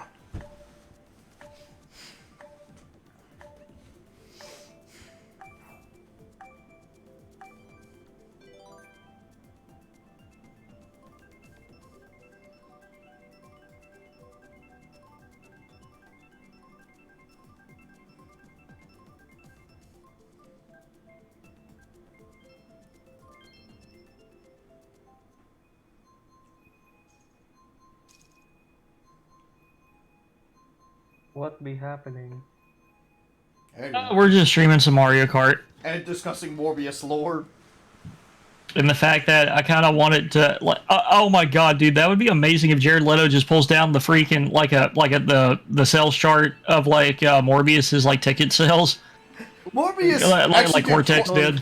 Morbius did quite as well as you hoped. That no. They should go. Okay. Morbius did pretty well actually. Morbius sweep. Okay, I need some context. So one, I've never seen Morbius, which Neither have we. Yeah, we're just talking about and the movie. apparently, according to what I've heard or what I've seen, it is apparently bad. Yeah, very bad. it's dog shit. It is dog shit. And Sony did the bad idea of trying to set up their own MCU by literally plucking villains that were already in the MCU. Like, here's the thing. The idea of a Sinister Six spinoff wouldn't be bad. The problem is they used like They already teased it during the first Spider-Man movie. No, here's the thing. I think Sony could do it in their own thing. The problem is they're doing this in a bad way. What exactly? How is it exactly bad? Okay. So the Vulture was the main villain of the first Spider-Man movie. At the end of the movie, he learns to respect Peter because he actually saved his daughter, who is MJ. I forget what her actual name is in the movie. It was Liz. It was Liz Allen. Okay, yeah. Like the first, is it like the recent Spider-Man? We're talking about Homecoming. Yeah, but that's kind of what they're doing that's bad to me. That it just seems like they just kind of took what the MCU was already kind of teasing and just completely shitting on it with this idea, because at the end of the movie, spoiler alert from like a 5-year-old movie, like he learned to respect Pete. Like he still kind of hated Peter for thwarting his plan of like stealing the advanced tech from don't worry, Tony Stark. Okay, so we're just giving context to the people at home then. Okay, so so you both have seen it. Like he learned to respect Peter because of what he did in saving not only the people that were in danger but also his daughter. Well, it wasn't just that. It was also like he saved Vulture like at the end of the movie. Instead of letting him die, it's like, wait, why'd you save me? I'm the bad guy. Exactly. Also, Michael Keaton was amazing in that movie as Vulture. Absolutely. Michael Keaton could sell any role. Anyway, sorry, me fanboying aside, because I've watched his Batman movie like 4 times, or not, like 4 times recently. Anyway, Michael Keaton's fantastic. Okay, so anyway, when Michael Keaton gets arrested at the end of the movie, he is talking to somebody, and you see on the back of his neck, it is clearly a scorpion tattoo. So they in the MCU, they were teasing the movie, okay? Well, to kind of throw that into whack, at the end of, crap, I get the names mixed up. Whatever the second one was called. Jesse, help. Wait, what? Was it after Homecoming? The second Spider-Man movie. Far From Home? Yeah. Yeah, Far From Home. Yeah. Remember, at the end of that movie, Spider-Man has everybody's memories wiped. No, that's No Way Home. That's no. Oh, that's the third one. That's the third one. I have never watched the third one. Oh, whoops. I mean, at this point, everyone's talked about it on fucking Twitter. Well, it's happened in the comics a few times too with Peter as well. But basically, okay. Anyway, what I was trying to get to is, I assumed y'all had seen it. Basically, they took Vulture out of those movies and put them at. He's in an end credit scene of Morbius for some reason, and he fully remembers who Peter is, and he wants to kill him. No, he doesn't remember who Peter is explicitly. He just knows about Spider-Man. Exactly, but he wants to kill him. Yeah, he just wants to kill Spider-Man, but it's like he has the memory wiped of who Peter is. It's really poorly done, though, and like they don't bring that up in Morbius at all. Like he kind of just shows up, and it's like, "Hey, I'm the Vulture," and I'm like, "So you're gonna just kind of toss away all the stuff he did?" Okay, the only thing he says is something about Spider-Man. I guess that's the only explanation you have, which is on the tier of somehow Palpatine returned. Yeah, and it's like it kind of craps on what MCU was already building up with him, which I was actually kind of excited to see him come back in the MCU because Michael Keaton is a great actor. I have a feeling like but him showing up at the end of a very subpar movie just really makes me a little sad. Okay, I feel like honestly that's gonna be one of those things that's probably gonna be like massively ignored, like in theory. Like I don't know. What? Like the whole the thing with Morbius. Like I feel like that's just gonna be a movie that's gonna be like completely just brushed aside, like what happened with the Suicide Squad back in 2016. Oh, that movie. Where they'll probably like just completely retcon that out of existence with something else. Hopefully they do. I mean, I know. I mean, they really did, but I hope No, I'm talking about about Morbius. I'm talking about Morbius explicitly.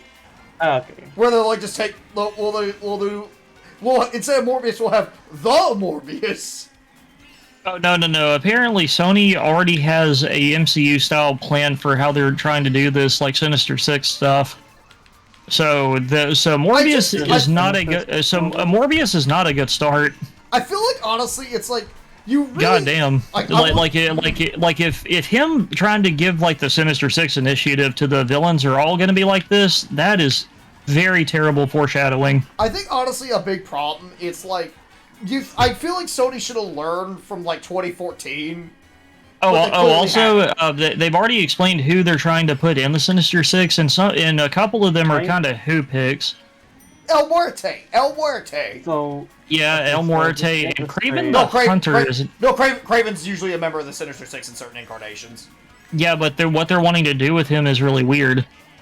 I mean, Kraven. Apparently, he's not getting his own movie. He's just going to kind of show up. Which, I mean, yes, I understand he's usually in the Sinister Six. That's what I was about to bring up, Jesse. Hold your horses.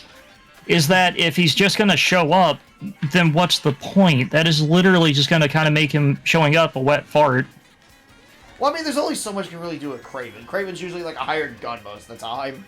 I know, but you know what I mean? If they're trying to build like an MCU, though, at least flesh him out a little bit if he's going to just show up.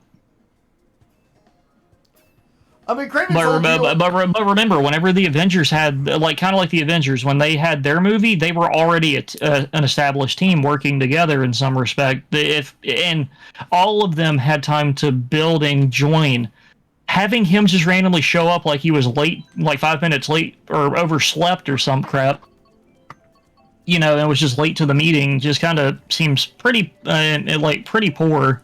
Like, again, I think the big problem is, again, they're trying to do the Sinister Six movie, and it's just kind of like, okay, but they tried doing that back in 2014. Like, if you were to look at most of the leaks they had a lot of wild ideas, though Aunt May being a spy is not one of them. That was a joke that people seriously just found too believable at that point, because almost all the other spin-offs were just that crazy.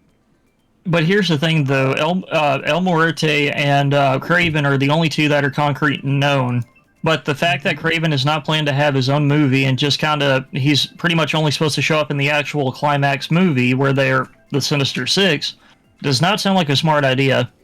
I mean, honestly, the big problem is just, I mean, they made Morbius, you expect them to be capable of brilliance. But, like, this wraps back... wow, Jesse, you got the 100cc. Look at you. We're going to be super slow. We'll be done with this race in, like, an hour. Joking. Morbius, it's like... Again, the problem is just simply... Everything just ties back to just Sony just... It's like... They're trying to... Like, they can make movies that visually look really pretty. I think the only thing they have really the most solid idea on Spider-Man is Spider-Verse. Which, granted, those are great movies.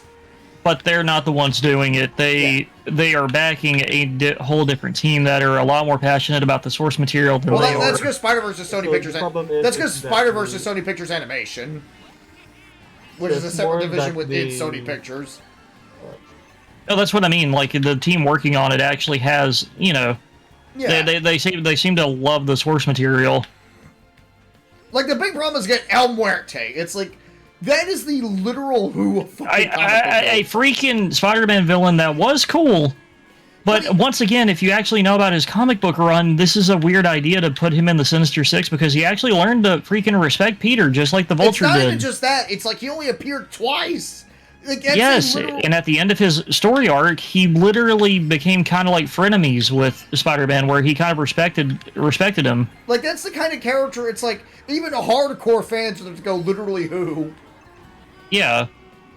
But I mean, like, I actually read his comic book run, and this is weird. How is he going to be a credible threat if you're going to try to make him like the source material, where he literally was just in a fighting tournament that Peter joined, and after getting his ass beat, he was just like, Peter, you're an alright guy. So, how in the world are you going to turn that into, like, some big voting, like, threat? Again, I think the big problem is more like Sony is like they're just throwing everything at the wall to see what sticks because they just want their own universe. Because I feel like every film like studio is trying to set up their own shared universe, and it's like I get it. Having that can actually be beneficial in the long run if you plan this out correctly.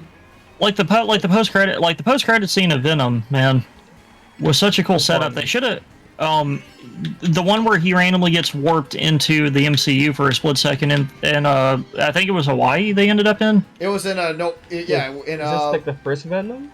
The second. Yeah. Venom. Or yeah, the second one. Second. Yeah, because and they follow up. They do follow up that in No Way Home, which is very well done too. I still haven't seen No Way Home, except knowing that it's only the post credits. It's just literally a good amusing joke. But I mean, like that though, where they were in a semi shared continuity. Yeah. Like I think Sony should have just kept that and not tried to do this shit. Yeah, and the thing with Venom, it's like Venom's involvement in that, like since Venom was like in Mexico, like he couldn't even go to where Peter was. So, like Eddie Brock and Venom are just getting completely shit faced in a bar. Yeah, but I mean, like, that's what they should have just done. Like, maybe let Marvel borrow your version of Venom and just let him be in an MCU movie. Y'all are still making money because I believe that, if I'm not mistaken, the agreement is they get most of the ticket revenue for the Spider-Man movies, and Marvel gets to keep all of the merchandising. But that's kind of what they're building up to, though, because Venom does leave, but he leaves the symbiote. But there's like one strain of the Venom symbiote left behind. Which is, who was his offspring? I forget the name. Carnage. Because Carnage in the comics it was Carnage. Carnage was like the first like offspring of Venom. Right. But it's supposed to be like a small part of the Venom symbiote, so I don't think this is like outright. Like this is gonna like probably set up the new Venom, which might be Mike Gargan, Flash Thompson. Who knows? I hope it's Flash. Well, yeah, because Flash is a good. Agent Venom is fun. Agent Venom is cool as fuck. Alrighty. Have a good night, dude. Yeah, because like Agent Venom's cool as fuck. Uh-huh. Oh yeah, especially if we can somehow get Anti-Venom. Well, Anti-Venom's Eddie Brock. Uh-huh. No, I mean, if they do a Venom 3. Because, I mean, say what you will about the Venom movies, I actually think they were pretty good popcorn flicks. Oh yeah, no, I don't think the Venom movies are bad. I feel like they're stupid, but that's like that. It's fucking Venom. Like if you're expecting anything intelligent with Venom, you're an idiot, in my opinion. Like especially when people try to argue. But here's the problem. I love the dynamic though. They're kind of like a cheesy buddy cop. Yeah. That's the whole thing with Venom. It's like everyone's saying, "Oh, Venom's this big scary guy." It's like, no, he's not. He's a fucking goofball. Like, yeah, do we need to bring up Spider-Wuss? Not even just that. It's like they're like, or look at pick up any comic in the '90s with Venom in it. Venom's a fucking goofball. Yeah, he's the lethal protector. Yeah, he'll fucking kill someone he deems unworthy. But he's still a bit of a goofball and has like a sense of humor while he's fucking killing people. Yeah, like that out of context panel of him just going, "Indeed, madam." I mean, not only just that, it's like, or there's that bit in the '90s cartoon, which was like adapting Venom's origin, where he just drives the truck at Spider-Man and just like honks. It's like, hey, it's like, hey, buddy. Oh yeah, I remember that because in the cartoon they actually made Carnage the one that was actually big and scary when he arrived. Yeah, because Carnage is supposed to be scary. Like he's supposed to be like Venom. Exactly. The dude looks like a freaking eldritch horror. Like Carnage is supposed to be like Venom, but like even more dangerous because unlike Venom, Carnage has no moral compass. Yeah, that's why he's called that.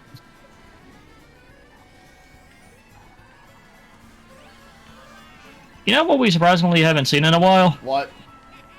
A blue shell. Did you just hit yourself with your own shell? I don't even know. I think I got hit by a guy with a star.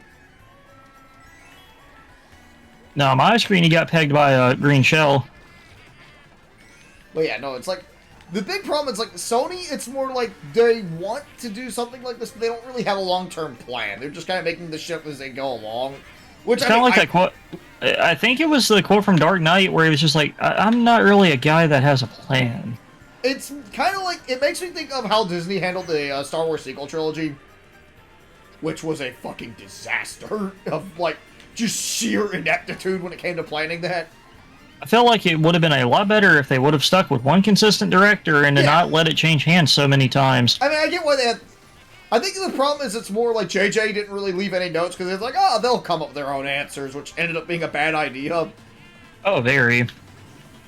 I mean, not to, like, I didn't, like, for what it's worth, I did enjoy Last Jedi when it came out because I thought, hey, this is kind of a cool idea. The problem, like, I only retroactively disliked it, but that's because Rise of Skywalker just fucked it all up. And just made everything that movie created worthless in the end. Like, because it was kind of like Force Awakens, you know, very derivative of A New Hope, but, you know, hey, this is the first new Star Wars movie in 10 years, and I get that a lot of people did not like the prequels. Hey, starting somewhere kind of safe wasn't inherently a bad idea, because it was an interesting jumping off point, because this is also a new generation. Yeah. So it was kind of a cool idea, and it's like, hey, you know, just start with some familiar ground, and maybe the sequels can improve on that. But then the sequel trilogy got really derivative of the other films. Like, Last Jedi is just basically, like, I know that this is an exaggeration, but it's just basically Empire Strikes Back, but shitty. Like, because it follows some of the beats, where it's like, oh, here's a bit where, like, the rebels are, like, getting their ass kicked by the Empire. Oh, they have to go find a new ally. Oh, this new ally betrays them. Or it's like, oh, the heroes suffer a devastating loss. I mean, I do think that it's definitely, you know, oversimplifying it, and absolutely. And then there's, like, the whole... Coconut Mall again! Oh my god. Well, it is Coconut Mall, to be fair. We get it. You like Wii. Go mod your freaking Wii and play Desert Bus, which is an actual course that somebody made, by the way. Oh, jeez. In Mario Kart Wii, and it actually takes the same amount of time as it does to score a point. And then there's just Rise of Skywalker, which is basically just it's basically Return of the Jedi, but just an absolute incoherent mess. Oh yeah. I think Pat said it best. There was enough material in that movie to make its own trilogy, but they just crammed the entire trilogy into one movie. Uh-huh. Like, I remember, like, when I read the leaks to that movie, I'm like, okay. I also heard it described as, like, this is why George Lucas had several editors looking over his shoulder. Oh, yeah, because this is what would have happened. Like, even, like, with the prequels, Lucas still had, like, other people to answer to, for what it's worth. Yeah. Like... But basically saying, like, if they let George Lucas just go full hog on the original trilogy, this is probably, or what was it, or is it the sequel trilogy? This is how it probably would have ended up. Like, I feel like the thing with the sequel trilogy, it's worth pointing, like, with Or George prequel, Lucas, I'm sorry. like, George Lucas actually, like, even, like, when it came to the original trilogy, a lot of people, like, over-exaggerate, like, George Lucas's, like, non-involvement. It's like, Lucas was, like, very involved in the original trilogy. And had, like, the supervise, and just simply had the editors with him to actually help him primarily, rather than the editors go, no, George, go back. It's more like, George was like, okay, guys, please limit me. Mm-hmm. Which is good, when you know you have a problem like that. And even with the prequel trilogy, he actually made sure to have a few script doctors here and there. Yeah. Which, like I said, is a good thing. Yeah. Like, I do not like Phantom Menace, but, like, Phantom Menace is just more, hey, it's just an underwhelming movie, other than that. And Attack of the Clones is just kinda but it has some cool moments that make up for it. And I do enjoy Revenge of the Sith. That's a good comfort movie, in my opinion. Oh yeah, watching Anakin burn to a crisp and yet somehow survive still weirds me out though, because that he got fucking like, well, he literally became a charcoal brisket. Well, if you paid attention to the tragedy of Darth Plagueis the Wise, they knew how to influence the midichlorians to bring life. He could save those that explanation. Man, that explanation still makes my brain itch. I like, say what you will about it being a meme, but like, that is probably one of the best scenes in the entire movie, honestly. Like, the opera scene is really fucking good still. Also, don't forget, isn't that where we get the whole "no" meme from? Yeah, at the end of Revenge of the Sith, it's where we get the "no." But if I remember right, that's edited, right? It like the actual scene is much shorter, I think. No, it's The no is just as long as the meme implies. Like, it is... It's also where we get do not want because of the fucking bootleg. Oh, yeah. That bootleg is great. But no, but then there's just the sequel trilogy. It's like, it felt like they wanted... Oh my god, the word morbid is trending on Twitter. Oh, I love how it's the #1 movie on Apple TV. Was that real? Yes, that was it. That was posted by the actual Morbius Twitter account. See, this is what concerns me. It's like you guys want the movie to die, but y'all keep memeing it, and the memes are going to make the casual people go like, why are people shitting on this? Honestly, it's like, I feel Oh like yeah, oh yeah, Anakin also lost his legs, River Slinky brings up. Yes, yes, he did. It's also worth pointing out, I also want to bring up with Anakin, like, also, like, with Anakin. Like, here's what bugs me. They never really show who recovered the freaking body. They did. It was Palpatine. Oh, yes, Palpatine went down there. He like, did. How? He actually did. Palpatine was there. Like, there's a scene where, like, Palpatine comes to grab the body. But at that point, wouldn't he have been long past dead? No. Because Palpatine was on Mustafar anyway. Like, that's why Obi-Wan left immediately. It's like, he's like, oh shit, Palpatine's gonna probably be here any minute. Yeah, forgive me, it's been a while. Like, I was rewatching... Also, I did relook at the lore of Count Dooku, and he's actually kind of a tragic character if you think about it. Well, that's kind of like how they turn to the dark side. It's mostly because of tragedy. They're not like, I just want power. No, well, remember, he was actually wanting to be kind of like a double agent.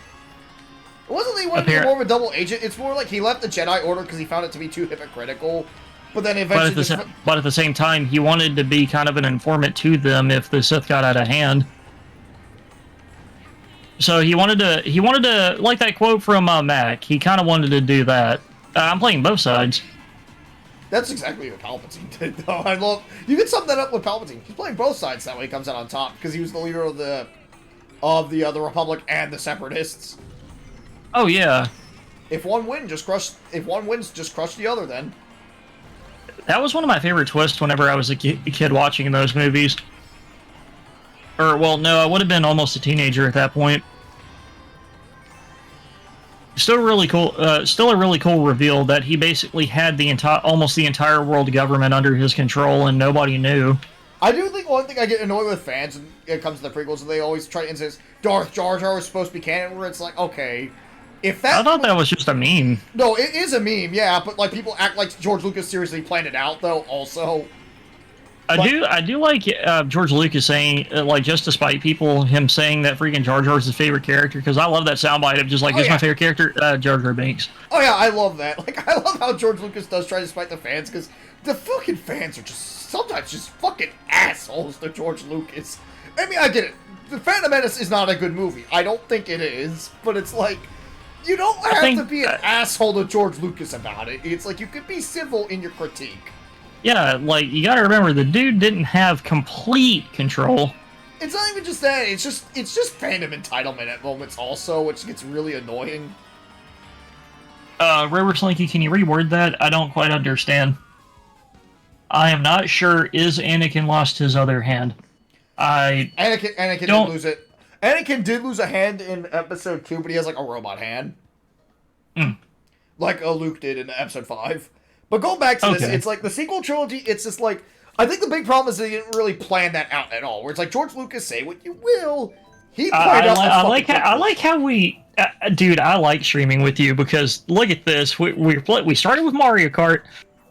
We're talking about the MCU. Well, because... You know we're talking about Star Wars. Like, dude, I like these trains of thoughts. I like streams like this. It happened to, like, kind of relate to what I was discussing, Liz. I was talking about how Sony didn't plan this shit out. And I was discussing, like, how the sequel trilogy wasn't planned, because that is, like, in my opinion, like, the perfect example of why you need to plan out these fucking trilogies. Like, if you're gonna plan out a franchise, have a rough idea what you're doing. You gave us another 100. I don't know what to tell you, okay? Stop getting picked. I'll try. Call Miyamoto, tell him to stop picking you. What do you want me to do? Beat up Miyamoto myself? Yes. Just Though fucking granted, I'm fairly certain Miyamoto could kick both of our asses. just bust out his fucking wall like Paul Phoenix. And then he's sitting there with the army of Nintendo ninjas. Miyamoto just turns into a fucking devil. No. He's sitting there like freaking like Jen on the throne of the Zaibatsu. Miyamoto turns into fucking Night Terror from Soul Calibur 3. At least it's Electrodrome. This is a cool looking course. But yeah, going back to what I was saying, it's like just those. Like it was like. I am sick of seeing all these Waluigis. I think the thing that like, because I remember like it was like me, Mr. Gunn, and Miles went to go see that like opening night, and we read the leaks beforehand. And we were like, okay, I think we all bet like $20 these leaks are all true. Every single leak was true. So who won the money? No one, because we were all betting if they were all true. If they didn't, if they weren't true, then no one would win the money. Like if none of them were true, someone would win the money. But we all bet they were true, and every one of them was true. Man, when we saw fucking Chewie like quote unquote die, we were like we tried to not laugh in the theater because we knew for a fact it was like, oh, he's gonna be alive, and then it's like immediately after it's like, oh, Chewie's alive. I do really. I remember when people were actually kind of mad about the joke about freaking Han trying out the blaster and being like, "This is cool." I actually kind of thought that scene was neat. What are you talking about? Oh, yeah. Remember in the first movie? Force Awakens, right. Yeah, remember he tries the blaster and he's just like, "I like this," and I actually saw people getting mad about that scene, and I was like, "Man, that literally just kind of looked like Harrison Ford having fun." I was primarily talking about. I think the thing that we were like all kind of wondering because it was like very vaguely worded in the leak, but it was like Han returns and tells Ben to be good, so he does. It's like Han can't be a Force ghost; he wasn't one with the Force. But when we saw it in the movie, it's like, oh, it's a hallucination. Okay. But it was like one of those where it was like super vaguely worded in the leak, and it made it sound like he returns as a Force ghost. It's like Han isn't Force sensitive; he can't become a Force ghost. Maybe not him, but Harrison Ford maybe. He just returns as Indiana Jones as a Force ghost. Exactly. Maybe Han couldn't knock some sense into him, but maybe Indy can. Han just reincarnates as Indiana Jones in the Star Wars universe. Let's make that a fucking thing. Dude, I would love a laser whip. I think it's literally his trademark whip, but it's a lightsaber. I think the thing that still makes it like the most wild is still like just the most immortal line in that movie. Somehow Palpatine has returned. When I heard that, I'm like, really? That's our explanation? That line. I think that was like without a doubt the stupidest fucking thing I've ever heard in my life was somehow Palpatine returned. That line gets me every time I hear it. It is just so lazy. Like, okay, that's your big explanation. It's like, we hear Palpatine's laughter, and I'm like, okay, how's Palpatine gonna come back? That actually kind of got me anticipating it. Because that's like, okay, this could be kind of cool. But they only go, oh, somehow he returned. And Jesus I'm like, Christ, man. Like, I'm just like, that's really your fucking explanation? Yeah, and remember, some of the characters even bring that up in the movie. They're just like, you fell like 1,000 feet. No, they never bring that up. And it's just like, it's not that you fell 1,000 feet.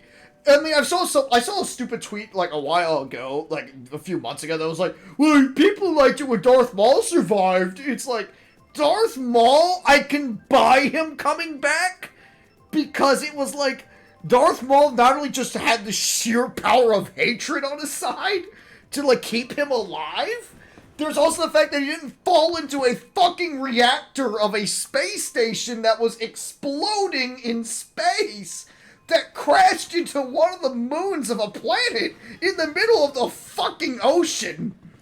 Yeah, and it's like the epitome of that freaking joke from Yu-Gi-Oh! Abridged, where they asked Tristan, like, how did he survive? And he's just like, I got better.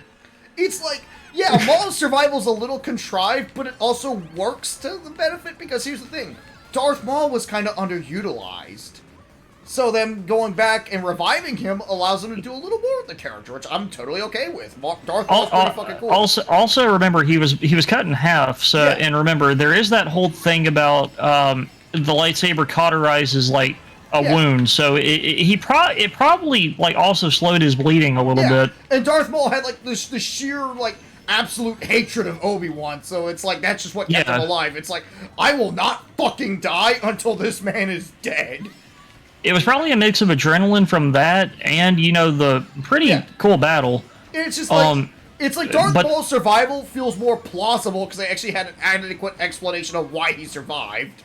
Oh, yeah, and it's really cool because Like, in it's expanded not like Clone lore, Wars like, when, somehow Darth Maul returned.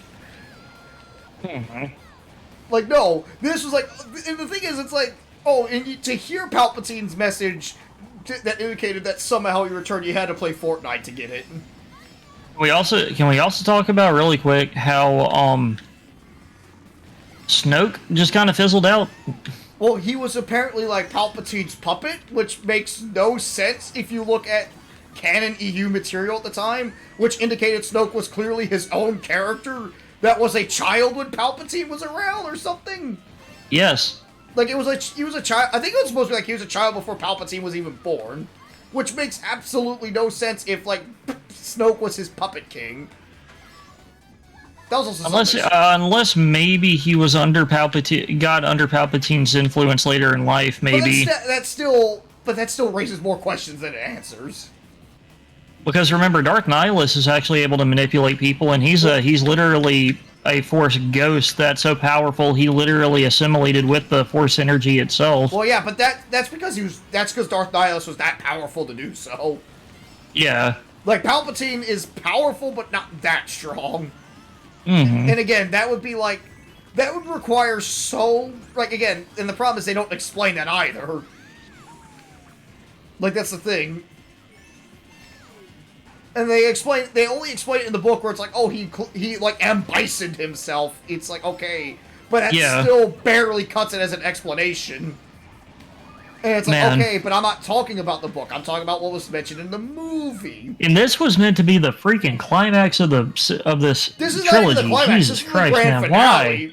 Like, just full on, like, this is supposed to end this 9-movie saga. Yeah, like, God, man. It's like, I know people say Return of the Jedi isn't as good as Empire, but it's still a decent ending to the trilogy.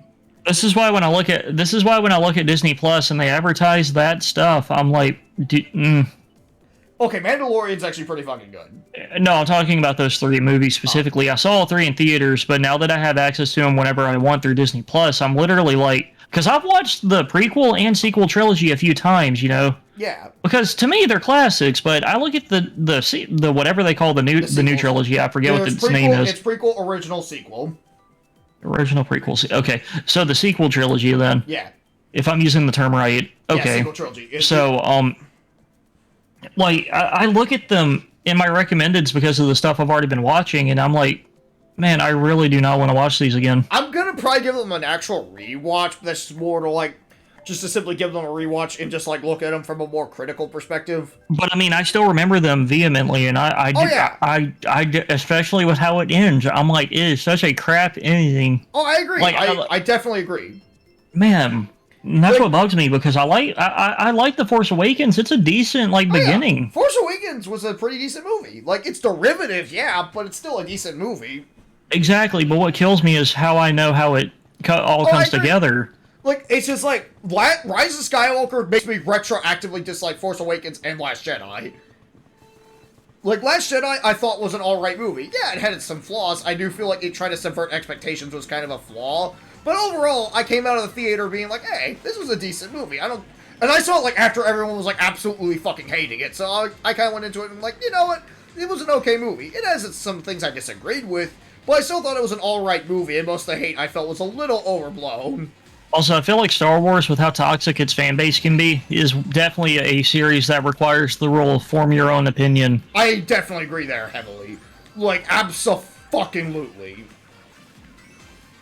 Like, because that's like one of those where it's like, most of the fan base can get really hyperbolic when it comes to criticisms.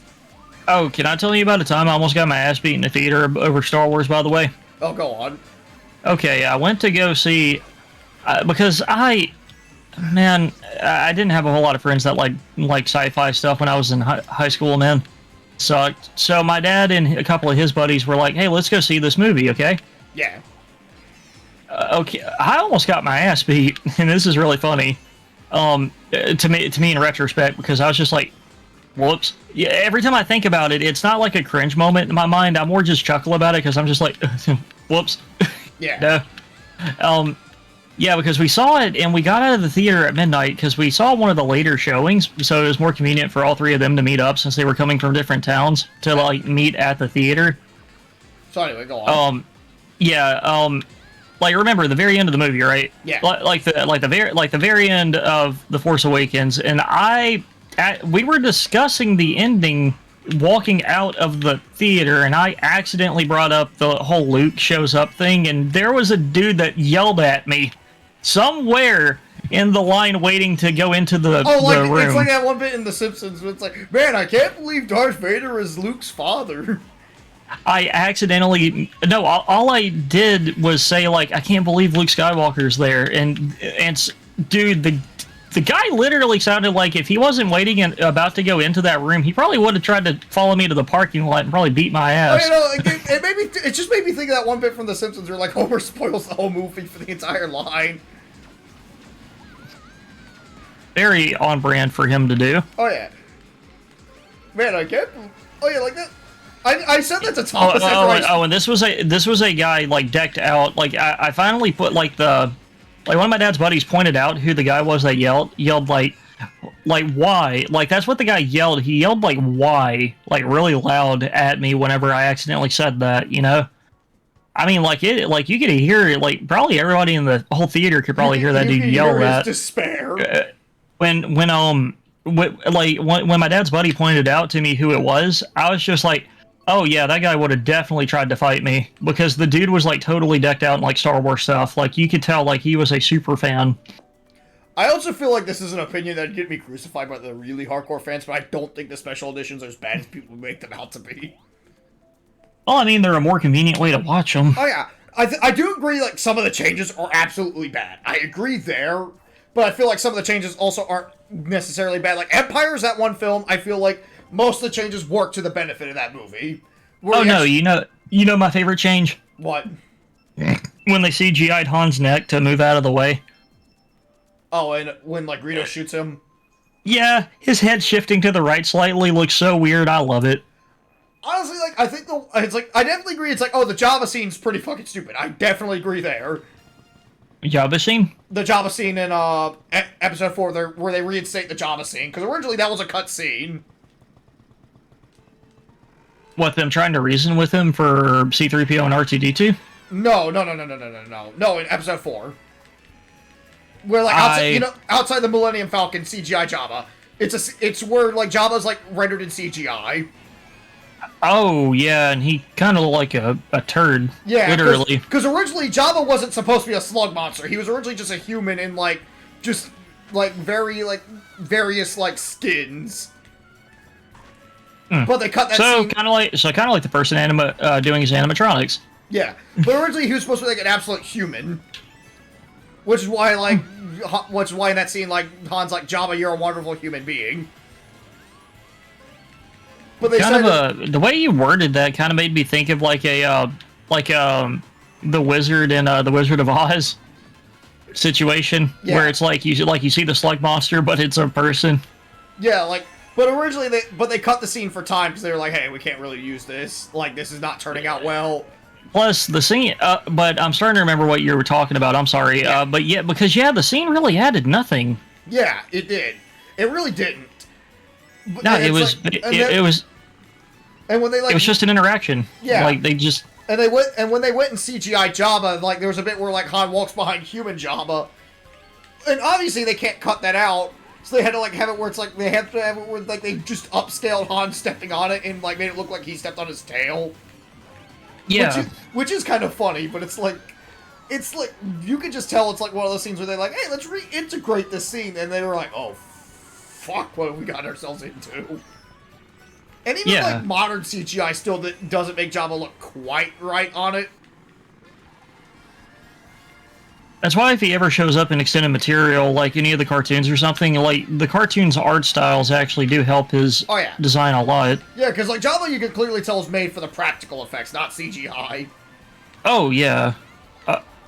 Though I am kind of sad, isn't he like the one animatronic from the Muppet guys that wasn't the whole thing was like you can still see his animatronics quote unquote displayed in a museum, but it's only his eyes or something? I think it's like, yeah, I think most of the puppets like rotted. Yeah, and if I'm not mistaken, I believe you can still see his eyes in a museum.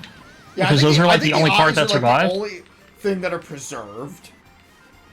Well, I hope whoever used that boo is happy. They stole my one green shell. Man, that's always the worst feeling with a boo. But yeah, I think it was like... I definitely think the other scene... I do think the other change that's also really stupid is in episode 6. The Jedi Rock scene. Where, okay, like, that I do not remember at all. It's in Jabba's palace. That's with the band, where they perform to the viewer. And it's like all CGI, and it's like, it's where they replaced like a disco song, because they're like, okay, this is probably dated. Let's replace this with fucking CGI and have it where the band actually performs straight at the viewer. It's like really jarring, because it's like breaking the fourth wall.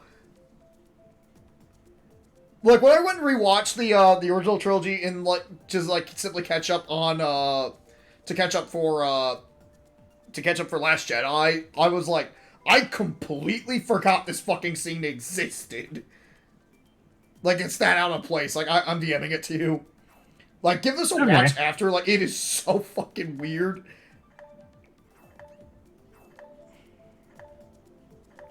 They performed some fucking...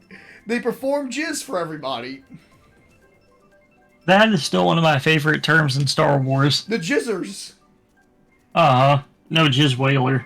Oh yeah, jizz whalers. Just the fact that it's like they haven't changed that is the most admirable thing, honestly. One of our chill streams has to be us playing Multiverses. Oh, absolutely.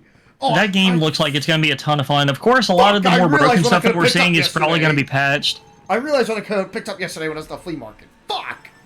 They had a few copies of Bombad Racing. We gotta play Bombad Racing at some point. We can literally parsec it one day. Yeah. We gotta play... stream idea. We gotta stream Super Bombad Racing for everybody. That is like one of those games that I really want to play out of just sheer morbid curiosity. Hey, can I ask you something about the sequel trilogy that I'm trying to remember? Yeah, go for it. Okay, what was the name of the rogue stormtrooper? Finn? Yeah, Finn. Okay, I was... For some reason, my head, I guess it's a little late for us now, my head was trying to call him Poe, and I'm like, no, Poe's the pilot. Poe's the pilot. Yeah, didn't... Finn should have been the protagonist of that series. I'm sorry, Finn really should have. They did him dirty. That's actually what I was about to get at. Like, him and Poe were heavily, like, shown to have, like, some sort of, like, they had, like, some larger plans. Chemistry. Like, they should have been the main protagonist. Like, Rey is such a boring fucking character. Oh no, like, let me finish. Like, they kind of lean into them having a lot larger plans, but wasn't one of the major complaints, too, that those two, like, got nothing? Yeah, absolutely. It's like, near the end? And I feel like my thing is, like, I was one of the few people that outright said Rey is not a Mary Sue until they revealed she was a Palpatine. I'm like, okay, yeah, she's a fucking Mary Sue. Because that was, like, the most Mary Sue thing. Like, reveal she's related to the main villain of the saga to justify her force powers. And I'm like, okay, this is so fucking stupid and, like, contrived. And it puts the mental image of Palpatine fucking in my mind.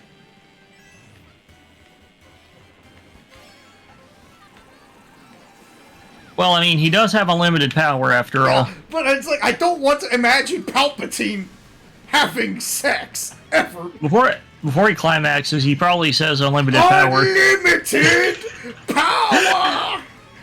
Oh my, dude, that would instantly kill my erection if I heard somebody say that shit during sex. Palpatine, like, just having... fucking Palpatine when he's limp. I've grown weak. What the fuck did our discussion turn into?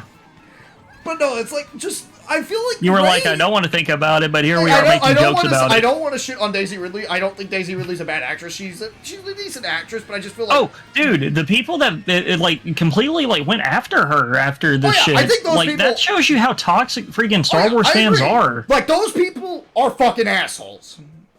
Oh, also, Like- don't forget about the situation I had to bring up to you guys about the people that were literally trying to get Adam Driver to leave his wife by any means necessary so their freaking ship would be real IRL. Oh yeah, those people are bad. I agree. I fucking agree. Like, I'm just doing my best to separate, like, because like, keep in mind, I'm just critiquing the movies, but I'm not, like, really shitting on the actors, because, like, they only have so much to Exactly, work with. because all the wild stuff that happened when people really hated those movies was just uncalled for. When Oh, you yeah, started it's like- attacking them IRL, Like- you've crossed a boundary. Like, look what happened to Jake Lloyd. Like, look what fucking happened.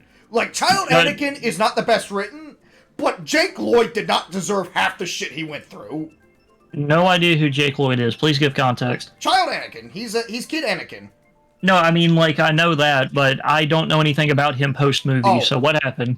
Growing up, everyone fucking bullied that kid. Oh, yeah, don't do Everyone, that. Not just Star Wars fanboys, but like middle school and high school fucking bullied the kid. I thought he was okay. I'm just simply saying he's not the best, but it's like he's a child actor working with what he has. Like, there's only so much he can do. It's probably one of his earlier roles, too. He was in Jingle All the Way beforehand. I love that movie. But like, I think that's the only other. I think that's like the only other role that he was in. But keep in mind, like, he's a child actor. There's only so much they can really do. Wait, Jingle All the Way, that's the one with Turbo Man. Yeah, that's the Arnold Schwarzenegger. That's the one with Arnold. My little sister likes watching traditional Christmas movies, and we actually watched this finally because it was my year to pick the Christmas movie we watch on Christmas Day. Next, I picked Die Hard. And well, that is usually what I pick, but because my mom likes it too. What's really funny is that if you meet my mom, she is like the most reserved person ever. But dude, her freaking movies are like me. She likes watching stuff with a lot of action. I'm the kind of guy that it's like every Christmas I just bust out my copy of Twisted Metal to play through because it takes place on Christmas Eve. Yeah, it does. But like going back to like the thing, oh shit, we gotta watch the Star Wars Holiday Special this Christmas. We gotta watch the old man get porn. Yeah. Yeah, we're watching the version that has the. When we're watching it, we're watching the version that has the commercials attached to it also. He predicted VTubing. But going back to like the thing with Jake Lloyd, it's like, man, like, Yeah. not only that, like the kid, I think the kid like developed like some problems with the law later on too, like drug problems, and he had like, I know he had a speeding ticket. Like, it's just like, damn. Yeah, speeding ticket. Possibly the next Hitler. Normal progression. Well, not like the speeding ticket, but I think it was like, I was talking about like, I'm trying to remember if he like developed a drug problem or not. I could be wrong on that. I'm not saying he would be, but I'm Yeah. just saying that sounds like an extreme when you're like, that was the tipping point. Well, no. The freak, Yeah, I one. know what you're saying, but it's just like, I was just trying to remember what else like had happened. Like, it's just simply like, I was just talking about like the whole thing. Like, just, like, I know about like the speeding, like, no, it wasn't a speeding ticket. It was a fucking car race. Like, it was a street race that he got caught in. You get back here. I will admit, one comment kind of made me chuckle when like I was reading about it, where like one person go, "Did he say to the cop, now this is pod racing?" Oh my god, I hope that is true. Like, I kind of do hope to, like, that kind of made me chuckle a little bit, but that's just because it's like, come on. Well, I mean, also, I would mad respect that because Yeah, he saw 'cause- the opportunity. Yeah, like, it's one of those, it's like, come on, you have to do that. I hope to follow up with it while he was racing. He said, yippee. I remember, like, I had a similar case for that when I was, like, writing, when I wrote a comment on Defunct Land, because they were talking... Oh, yeah, freaking River Sleeky brought up that has that line, put the cookie down. Yeah, put the cookie down! Oh my god. But no, as I was saying, it's like, I had, like, one bit where I'm like, come on, there has to be a good opportunity for this. when Defunctland was talking about Nick Hotel.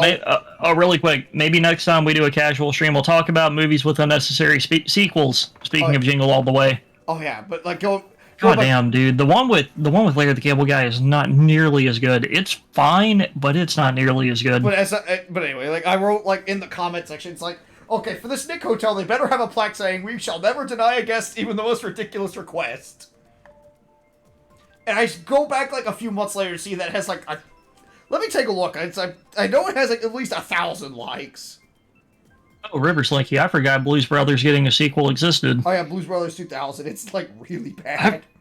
I forgot about that. Nickelodeon Hotel. Alright, where is my comment? Isn't the Nick Hotel technically still around, but it's like labeled under like a Hilton or something? Yeah, the hotel itself still exists. It's just no longer Nickelodeon branded. Yeah, that's what I meant. Yeah. Like it's still there. Yeah, it's just no longer the Nick Hotel. Okay. Like, going back to the Star Wars though, it's like just Jake. And not only that, Ahmed Best, the voice actor for Jar Jar Binks, revealed like he got so much shit he was like about to contemplate suicide. Yeah, and that's kind of the. Like it's just like Jar Jar is not a good here's character, but that's just it's like No. Here's the thing. Jar Jar got better. Like, here's the problem though. Jar Jar actually had some legitimately cool moments, if you ask me, in the extended universe stuff, like the comics and the books. Like Jar Jar, I'm just talking like in Phantom Menace specifically. He is not a good character. But that's that's just because he's just comic relief that doesn't work. But there's like. But that's just more due to Phantom Menace having what I would consider a confused audience. Because I was discussing this with an actual, like when I was at a convention one time, because one minor convention I went to, like at a local library, happened to have a Jar Jar cutout, and I just kind of asked jokingly, "How much for the cutout?" Because if it was like cheap, I would have bought it, honestly, as a decoration. Because it just seemed like it'd just be like something as a joke I'd grab. And it's my favorite bit of comic relief comes from that movie. What? Our credits will do fine. No, they won't. I love that exchange. But no, because it implies that Watto was either too smart to fall for it, or he's extremely stupid. No, it's more that his species is immune to the mind trick. I know, and that cracks me up, man. Like, imagine trying to haggle with that. Oh my god, imagine if he ran an eBay. No, I will not give you a refund for Beautiful Joe. God, like, imagine if he ran like an auction house or some shit where people would. No, imagine him at a flea market. If somebody tries to haggle with him, you would never get a deal. Dude, like, I mentioned that Beautiful Joe story a few times, but man, like, just getting a refund for that unfunctional copy was the worst. Because I had to fight tooth and nail to get it until the guy finally relented. It's like, fine, you get your refund. Because the guy bitched that I gave... I have a story like that, but you got your refund. I didn't. Like, I fought tooth and nail, but that's because the guy was like, oh no, you're not getting your refund because you gave me negative feedback. It's like, I gave you negative feedback because it didn't fucking work. Okay. So, let me explain my story, by the way, and I'll send you pictures for proof. I'll have to do it later because it's on my Xbox shelf. I wanted a copy of Destroy All Monsters Melee, one of my favorite games from when I was a kid, when I got my Xbox converted to HD, right? I wanted to play it, possibly stream it. Well, I found a copy, and in the photo, the back, like, dude, please, if you ever sell a retro game on eBay that is a disc, please take a picture of the back. Oh, absolutely. He did. Absolutely. And the back, and it looked fine. It was a perfect copy of this game. Manual, case, the disc looked perfect. And the guy only wanted $20 for it. It was actually an auction, and I won. For about $22. Okay, the guy ships it to me. I put it in my Xbox without thinking to check it first, because I literally made sure I was off that day so I could try it out to make sure it would work. And it didn't. My Xbox acted like nothing was in the thing at all. It wasn't a bootleg. But when I took the disc out and was just like, what's going on? Maybe I need to clean it, you know? Yeah. The inner ring of the disc had actual disc rot where the freaking protective layer was flaking off. Like the disc was literally rotting on the bottom. Oh damn. Like you know people say disc rot, right? Yeah, I know what disc rot is, where it's like the disc starts to gray. Yeah, there's this little brown bubble on the back near the data layer, you know, the center part of the disk. Yeah. And the protective layer was flaking off. And I literally complained to the guy, you know, I even got eBay involved. Dude's account no longer existed.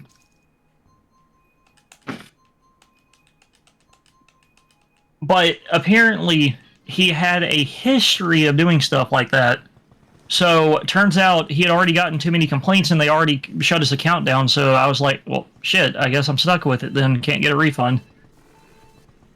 But apparently, he had a lot of complaints about that because this was a long time ago. Like, this was while I was just gathering stuff for the Xbox, like, about 7 or 8 years ago. I was like 14, 15 at the time. I probably should have had better sense than that, you know, to actually check the seller. The Beautiful Joe thing, I remember. You know, but I wasn't thinking about it because it's a cheap game, and I'm like, who's going to do something like that over a game like that? Yeah, it's like, I honestly think like the closest I had to like a game where I bought where it barely worked was Twisted. Like, dude, if it was a copy of Snatcher and somebody pulled that, I'd probably try to find that dude's IP address and murder him. Because Snatcher is not cheap at all. Just simply go, okay, give me your money. Literally, if somebody tried to pull something like my Saturn Bomberman, if that was sold to me like that, I would have been like Peter with Meg. I just want to talk to him. I just want to kill him. I own. You know? I have a few expensive games. So I own Mega Man Legends. I have Guilty Gear on PS1, and I have. Well, like I said though, the problem was apparently due to him having a shitload of negative feedback, eBay closed his account down because when I went to look at my purchase history, I could see where I bought Destroy All Monsters Melee, but there was no like account information for me to look at, or if I clicked on his name, it would say like this account no longer exists. So I'm like, well, shit.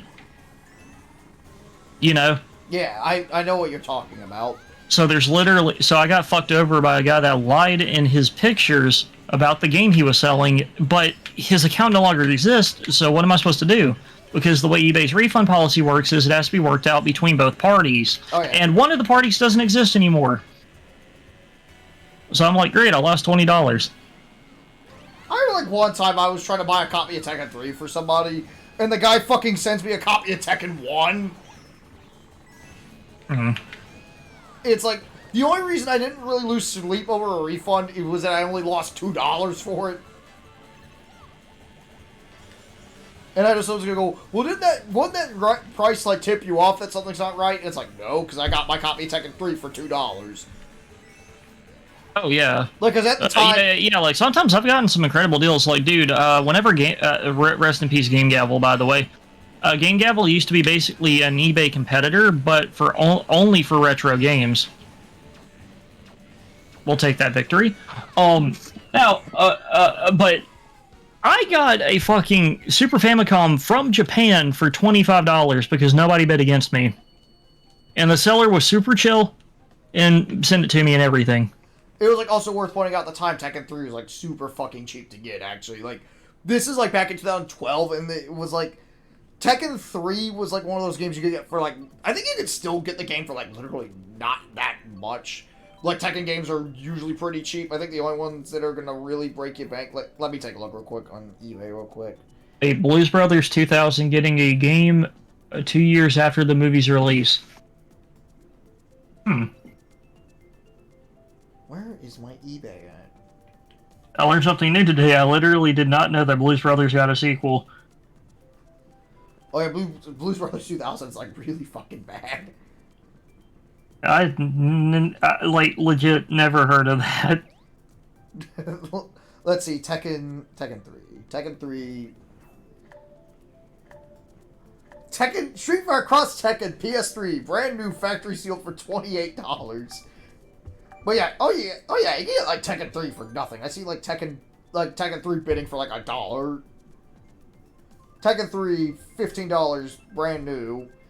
Tekken 3, completed box tested, $8. Like, yeah, you can get Tekken 3 for, like, nothing. It helps I think it also helps that, like, Tekken 3 is, like, the fifth best-selling PS1 game. So it's like, there's 8 million copies floating around out there. It's super easy to get your hands on. Yeah. Like, Tekken 3 is super fucking common. And it's not like Melee where that's like super common, but people just really. I think it also helps that like Tekken 3 isn't played competitively anymore, unlike Melee. So it's easy to get your hands on Tekken 3. I remember whenever we went. What con was that we were at where they announced that they were going to have a Tekken like side tournament thing? You know, just for fun. Oh yeah, but when me and you walked over, classics. it was just freaking. It was the freaking PlayStation Classic. Remember that? Yeah, and they didn't have anyone unlocked too, so it's like, okay, but I can't play Brian. And it's like you couldn't be asked enough to unlock the main characters. Yeah, Like, remember, I pointed that out because I play Brian in 3. I'm like, you didn't get him? It's like, no, the thing that annoyed me, it's like, I can understand not unlocking Gunner to Boss Gun events, because you have to go a little out of your way to unlock them, and they're technically tournament banned. But it's like, you guys didn't even at least unlock the Ogres, which, like, it's like, you didn't unlock anybody, where it's like, Tekken 3, all it takes to unlock the main cast, you beat the game 9 times. That's literally it. And you can super cheese that in a day by, like, setting the difficulty to easy, and setting the rounds to 1. Yeah. Like hell, we probably could have done that for them. I've done that before in the past. Like, I did it, like, the day I got my copy of Tekken 3 back in high school. Like, I unlocked everyone in a day just because I was like, oh man, this is so good. Remind me, what is Bosconovich's requirements? You have to beat Tekken Force 4 times. Okay. And Gon, it's either Gon is either beat him whenever you encounter him in Tekken Ball, or input your name as Gon in Survival. Okay. But they're tournament banned anyway, because, like, Gon is especially tournament banned because he's just too small to hit. Yeah, kind of like kind of the reason why Yoda is banned. Well, Yoda is more of a unique situation where he's, like, broken, but he's also garbage at the same time. Yeah. Like, Yoda's, like, I think in Soul Calibur 4 tier list, he's actually D tier. Because, like, you can barely hit him, you can't grab him, but he also has, like, really shit attack, too. Uh-huh. Which is kind of funny to think, because he has a fucking lightsaber. Yeah. And Darth Honestly- Vader and Starkiller are fucking awesome. Honestly, I feel like when I finally got to play as the Star Wars characters in Soul Calibur 4, they felt super fucking underwhelming to me. Which sucks to me, because I'm like, hell yeah, I want to play as Darth Vader. But Darth Vader was worth it to me because of the. Also, I find it really interesting, but also kind of stupid that instead of just giving us both of the Star Wars characters, they were locked to the console because of the color. Well, yeah. But, you could buy the other one at the time. No, You can't- exactly. you But can't I'm do like, that why anymore. not just do both? Yeah. Oh, no, I agree. It was kind of stupid. I absolutely... Well, I mean, because Especially because basically on PlayStation it technically makes more sense because you also unlock Starkiller is in both versions Yeah. as an unlock, and he's Darth Vader's thing. He has no fucking relation to Yoda. Yoda trained You know? Yoda trained Darth Vader at one point. It makes sense. Yeah, don't do this. He has a tangential relation to Starkiller. It's A-okay. Tangential. But Starkiller and Darth Vader were really cool. Darth Vader has one of my favorite endings of a Soul Calibur game too, by the way. Him finding the I soul didn't edge. dig up one thing I was seeing on DeviantArt a while back, but it's just Darth Vader bringing the soul edge to Palpatine's like, yo, dude, look what I found. And like Palpatine's like super horrified at it. Like, he's just like, Vader, what the hell is dude. this? Yeah, because dude, I love that reaction. He tries to like he even senses that the freaking Soul Edge is the Soul Edge is trying to take control of him, and he's just like, haha, nice try. And I'm like, wow. You know, Yeah. like Darth Vader literally told the Soul Edge no. But I need to dig this up later because it's like it was like something that was like genuinely funny. But no, like going back to what I was saying about like. And I brought it back to Star Wars, everybody. Well, yeah. Well, no. What were we talking about right before? 'Cause it was like something. People harassing actors in Well, bad movies IRL. I meant like a little after, like when we were talking about like Soul Calibur, like what got us to the Soul Calibur thing again. Oh, that con we went to. Because I have a really funny story. Because remember, after we found that, dude, remember what happened right after that? By the way, after we saw that, me and you literally were both just like, we were just fuck playing World that. Heroes Perfect. No. Remember our reaction too when we saw that nobody was unlocked. We literally both kind of looked at each other and were just like, fuck that. And then I set my Switch up. I literally sat my bag down and just fully set the Switch up where the PlayStation was. Yeah, it's like, I mean, I made Paul, so it's like, it's not a big deal to me, but I like to play Brian. I like to play fucking Gunjack. Dude, I only play Brian in that game. Remember, I told you that I at know the what you're con. talking That was about, my. but it's like, fuck that. I want to play Heihachi. I want to play True Ogre. I want to play fucking Julia. I want to play Ogre is fun. Oh yeah, Ogre's pretty good. No, Ogre is fun as hell. Oh yeah, I agree. Anyway, anyway, yeah, I love. Oh, and dude, we actually nobody was messing with that PlayStation Classic either. Like it had the cheese touch or something. But remember, we had a crowd forming when they were just like, "What the hell is that?" Oh yeah, with World Heroes and Guilty Gear, yeah, because it's like we're playing better games. No. We played Guilty Gear first, and then everybody's just like, "Oh, that's cool," Guilty Gear and yada yada. But then we started playing World Heroes, and they were just like, "Is that fighting each other to the death?" Yeah, remember the one guy that walked up and was just like, "Is that a football player?" And I was just like, "Yes, he is." I remember like back at community college, I was showing a friend World Heroes Perfect, and like I was fighting Rasputin, and like someone else just walks by me and goes, "Is that Jesus?" Oh, well, I mean, kinda. And then like Rasputin does his fucking super, and then it's like, "Oh, never mind." Well, I mean, Jesus was all about free-spirited love and all that. I think we got the Rasputin super off while we were there too. Uh-huh.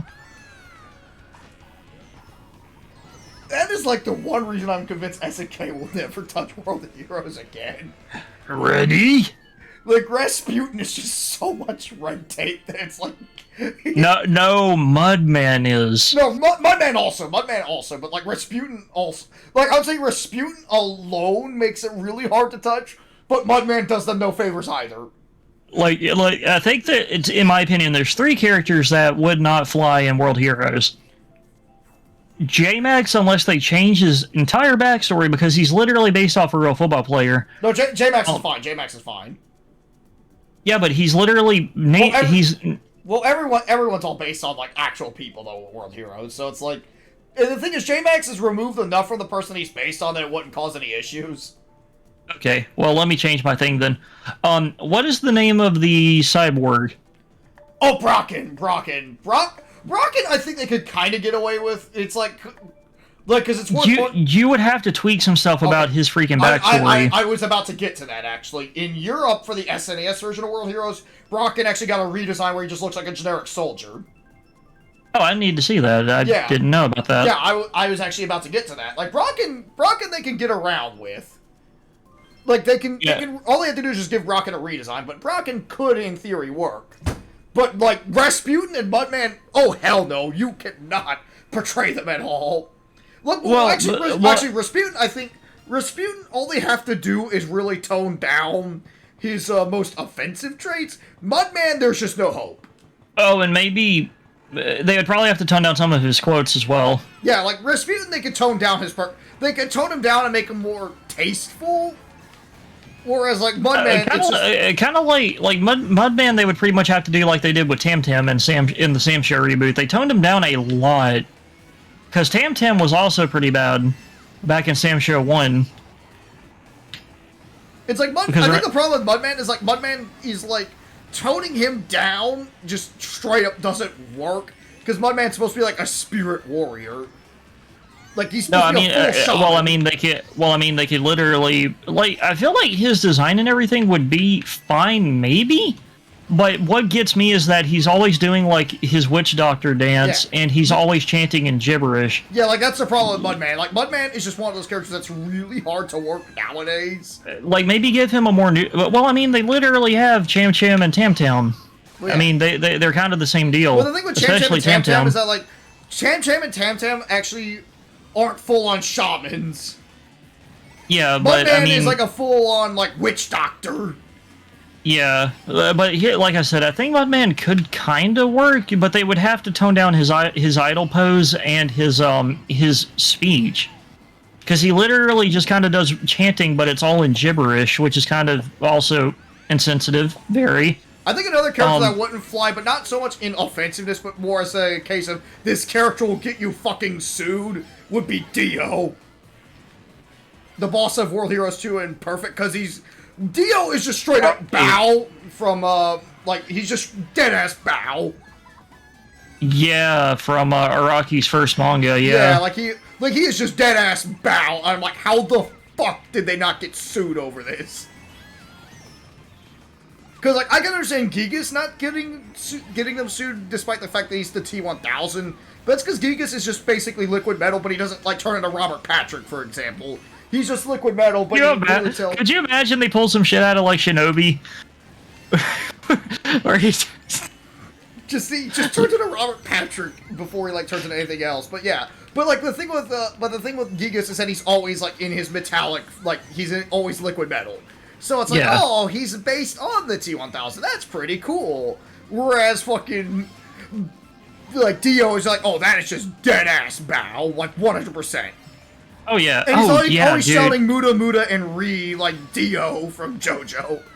Yeah. Like, but there is a reason why they weren't sued. Remember, back in those days, Japan still had kind of a loosey-goosey copyright law. I am very aware of that. Like, but even then, it's like, I feel like they're still... Keep in mind, that didn't stop Capcom from suing Data East over Fighter's History, which they lost a lawsuit for that.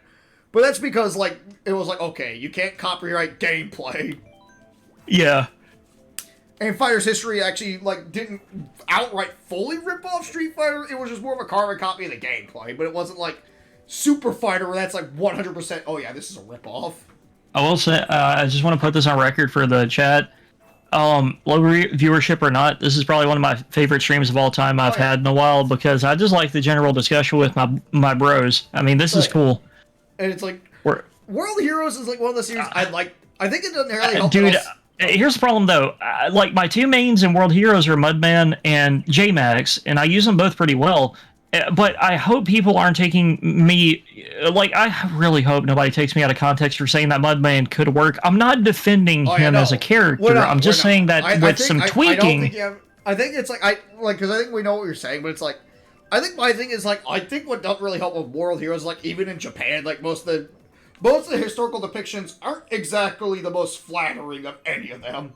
No, that's what I'm saying. I'm not excusing that, but I'm saying if they wanted to make a modern one. I'm talking about others like, Fuma is a good example. Like, Fuma is supposed to be, like, in Japanese legend, he's supposed to be, like, the rival to Hanzo Hattori. Yeah. Like, the man that supposedly killed the legendary Hanzo. Whereas in World Heroes, he's just a fucking loser. Yep.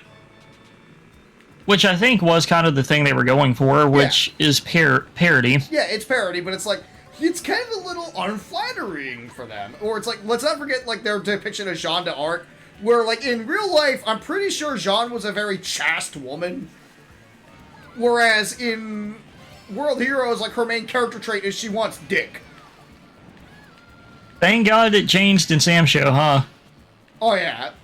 Which is really weird to see her show up in Sam Show of all places. Well, that's not Jeanne, that's not the same. No, her name was Charlotte in that. Oh. Yeah. No, Jeanne d'Arc was never in Sam's Show, but she's, like, very clearly, like, similar, like, design-wise, which makes that an understandable mistake.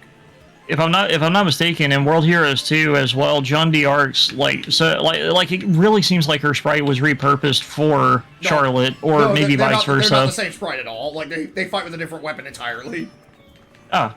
Like, because the sword that Jeanne uses is actually a whip sword. Oh right, like Ivy. Yeah, and Jeanne plays more like Guile. Like, I should have hit that guy's bomb. What the fuck? Whereas, like, Charlotte uses a rapier. Yeah. There's also the fact that Charlotte's sprite's, like, way better detailed, too. That's I mean, I think that helps. I think that helps World Heroes a little bit. Oh yeah. Oh no, it helps that World Heroes uses more smaller sprites. I think also to an extent, though, this isn't more due to unflattering, but more just for legal assurance. They'd have to edit Dragon a little bit, but that's because Dragon is just... I feel like Dragon veers a little too close to likeness laws for Bruce Lee. Like, because keep in mind, most of the Bruce Lee homages do enough to differentiate their homages from Lee himself to prevent getting sued. Well, remember, like, apparently that guy was full of shit. I'm not talking about that. I'm talking about, like, license laws, like the Balrog and Bison thing. Okay. We're like look at Fei Long, look at martial law, look at Liu Kang, like you can clearly look tell. At what was it called? What was it called in Frank Bruno's boxing? Fling Along Chop. There we go. Like, what I'm talking about, like, look at how they're designed. I was gonna say that's an example of unflattery. Oh yeah. Well, I'm not talking about flattering. I'm talking about more. We don't. This character bears a heavy likeness on it. We're going to change them so that way we don't get like. Because I'm bringing this up because they had to shave off Muscle Power's mustache to avoid getting sued by Hulk Hogan for likeness infringement. Yeah, but now he just kind of looks like Bulk Hogan. Well, but no, like that's what I'm getting at though. Like, Dragon is extremely close to Bruce Lee, and they could get sued for potentially infringing on his likeness. Not because he's unflattering, because he's infringing on the likeness, and they're just straight up profiting off of Bruce Lee.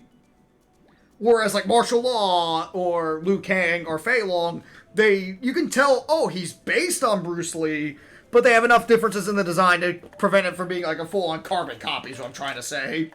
I guess you can say they're based. Whereas, like, Dragon is just straight up called Dragon, which is, like, Bruce Lee's nickname. He was the Dragon. What, hey, remind me, World Heroes, what's the name of the guy with the red hair? That's like the main character. Oh, yeah, Fuma, the main character's rival. Yeah. That's what I was talking about. Fuma Okay. Kotaro. Yeah. But no, like, Dragon is more of a case of they could potentially get sued, is what I'm saying. Because it's like, he's just too close to Bruce Lee. And, like, his backstory, he's just literally Bruce Lee. He's a movie star that just does, like, he's a martial arts movie star. That's all he is. Like, Which is why I like Martial Law, because he's not a movie star per se, and he is portrayed as a loser, but he does have good fighting skill to back it up. Oh, yeah. Like, Martial Law is just more, he wants to run a dojo and have a cool restaurant. That's about it. Or Fei Long, where it's like, yeah, Fei Long does movies, but there's more to him than this, that. Okay. Or there's Liu Kang, where he's based on Bruce Lee, but that's just mainly for appearance. Liu Kang's clearly his own character and uses the Bruce Lee as a jumping off point. I also thought that Liu Kang was more supposed to be an embodiment of just the era of, like, kung fu movies. Yeah. And, like, he was based on Bruce Lee, because it's like, hey, because, like, Mortal Kombat 1 was just basically Enter the Dragon, the video game. And they're like, hey, let's make our main character Bruce Lee. That'd be kind of cool. Yeah, that's always messed me up whenever I think of Mortal Kombat, because Liu Kang is the main character, but people always talk about Sub-Zero and Scorpion. Well, yeah, because they're the iconic character. They're the iconic dudes. I know they're iconic, but, you know, it makes me feel kind of bad for Liu Kang. Liu Kang in the original game basically was a very fucking boring character. Yeah. Well, I mean, hey, the bicycle kicks, man. They saved a lot of people from Shao Kahn. Well, he didn't have the bicycle kick till 2. I'm talking about Mortal Kombat 1. Like, Mortal Kombat 1, he was just basically a blank slate. Oh, yeah. Oh, dude, yeah. Like, Mortal Kombat 1 was definitely a growing pains game. Oh, yeah. Mortal Kombat 1 is, like, one of those games, like, it's for, like, I'm not trying to crap on the game, because I do go back to Mortal Kombat 1 here and there. Like, it is a fun game to go back to, in my opinion, but it's like... But if you're gonna try to play something semi-seriously, play 2 or 3. I would just say... Well, 3 Ultimate, but... Yeah, Ultimate 3. Never play Vanilla 1 unless you're just really curious. Yeah. Also, skip Trilogy. Trilogy is actually super... Like, Trilogy is, like, the one I would outright say, like, if you want to play 3, do not play Trilogy for the love of God. Oh, it is so poorly done. Yeah, it is super fucking glitchy, and the balance, oh my god, the balance is fucking horrible. Jesse, you get the fuck back here. No!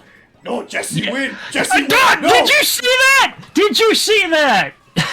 Dude! What happened there? Did you see that? Yes. I got first place just out of nowhere. But it's like, what else was I trying to say about, like, Mortal Kombat? It's like, Mortal Kombat 1, it's like, it's kind of weird, but it's more like, Mortal Kombat, it's like, I feel like everyone, like, simply goes, oh, it's only popular because of the blood and gore, you know? I agree. But it's also like, Mortal Kombat 1 has something that still makes it clearly work for what it's worth. Like, I go back to play Mortal Kombat 1 for arcade playthroughs here and there. Yeah, it wouldn't have, like, the franchise wouldn't have lasted this long if the combat wasn't solid. Because it's like, I played the Mortal Kombat knockoffs, like, Time Killers is fucking bad. Like, at least, hold on a second, reading Rivers Linky's message about our discussion. At least Liu Kang was likable, unlike Cyclops. What? I'm confused.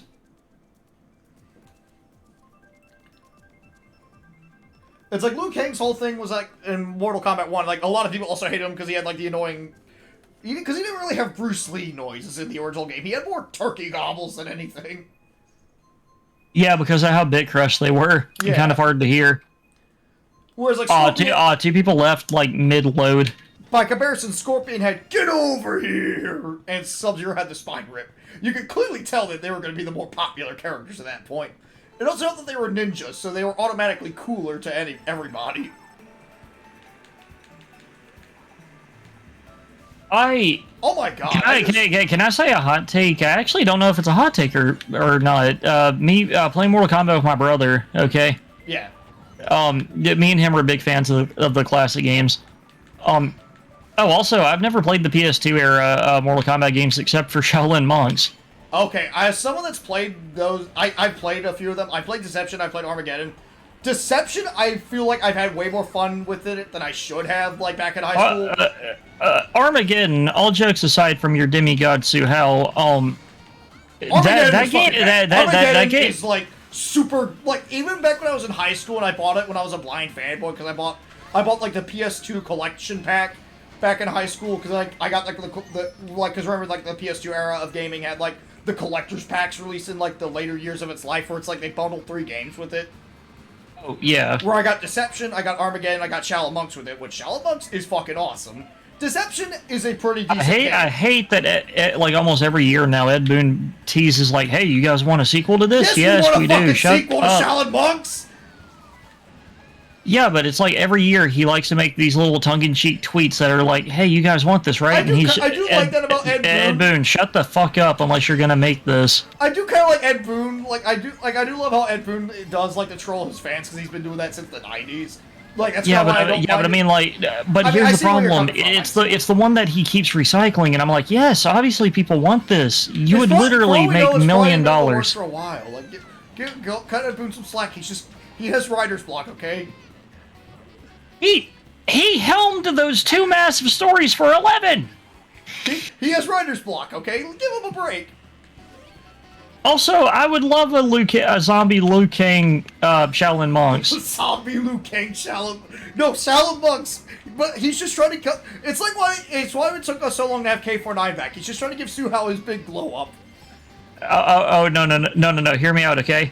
Hear me out, and I'm probably gonna get fucking murdered if somebody clips this, okay? What? What if they do a spin-off sports title and it's called Shaolin Soccer? I would be okay with that. That would be badass. And they actually have references to the actual Shaolin Soccer that movie. That would be like one of the coolest fucking things, honestly. But no, like, going back to, like, the thing with Mortal Kombat, it's like... Oh, right. Yeah. What I was bringing up about Suhao, that was the game that... How did my brother describe it? Because he played it, wasn't too hot on it. But until the PS3 era with 9, I had no experience with any of the in-between games besides 1, 2, and 3 Ultimate. Well, Armageddon was the one that literally had everybody, right? Armageddon was basically like this. Was Armageddon the one that had every character that had ever appeared at that point? Yes. Okay. Yes, 100%. Okay. Armageddon was like super fucking rushed. Like, it was like a game, I think it was like the first game I remember playing when I was like 17. Because at this point, like, I had known about games that were unfinished. But I think it was like that one game where I hadn't really heard a lot of people talk about Armageddon feeling unfinished. But when I played it, when I was like 17, I was like just very perceptive. I'm like, this game feels so unfinished in every area. Like, I could just feel the corners being cut when I was playing it. And, like, at this point, I was, like, a die-hard Mortal Kombat fan, but, like, I knew about the bad games, and I didn't excuse games like Mortal Kombat Mythologies or Special Forces. So, I knew Oh, yeah, I did have experience with... with Mythologies. Me and my brother rented that from Blockbuster, hated it.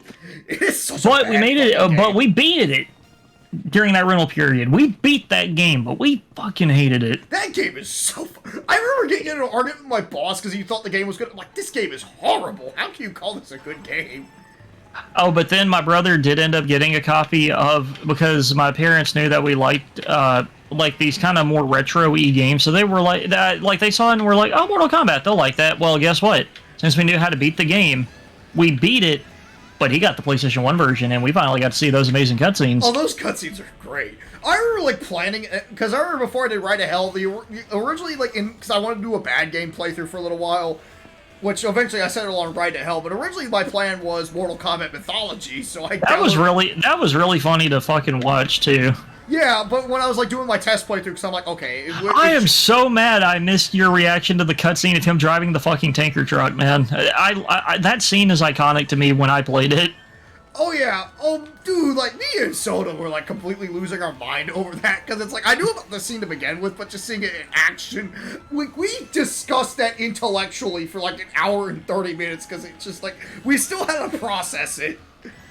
River Slinky says better than Mortal Kombat Annihilation. I have no clue. The movie, no, Annihilation's better than Armageddon. I will say that 100%. As someone that has seen Annihilation, I would rather watch Annihilation than play Armageddon. Like, Annihilation is like, it is so bad, you have to watch it. It is just such a fucking just cinematic mess that it is just how you do not make a martial arts movie, and it is glorious. Like, it is one of the worst video game movies, but I had a fun time watching it with Cedric. Yeah, there are movies like that are so bad they're good. You have to watch. Like, it is so bad. It is the perfect example of how you do not make a movie, and it is great. Like, they are just trying to cram everything in that movie. Like, it just feels like the original Mortal Kombat movie, I would say it's debatable about it being a good movie, but it's still a fun watch as a guilty pleasure. I actually don't get booed that often. I wonder if that guy gets only 2 mushrooms or if he just gets all 3. Because I used one mushroom right before Boo took it. They get the total amount left.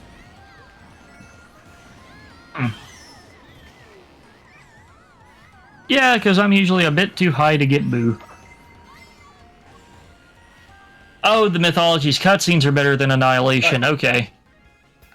That's debatable, in my opinion, honestly. Like, They're fun. They're fun. No, they're funny, watch. but I'm talking about, like, being competently shot. Like, that's what I'm saying, that's debatable. Like, they're both so bad, they're good. I agree.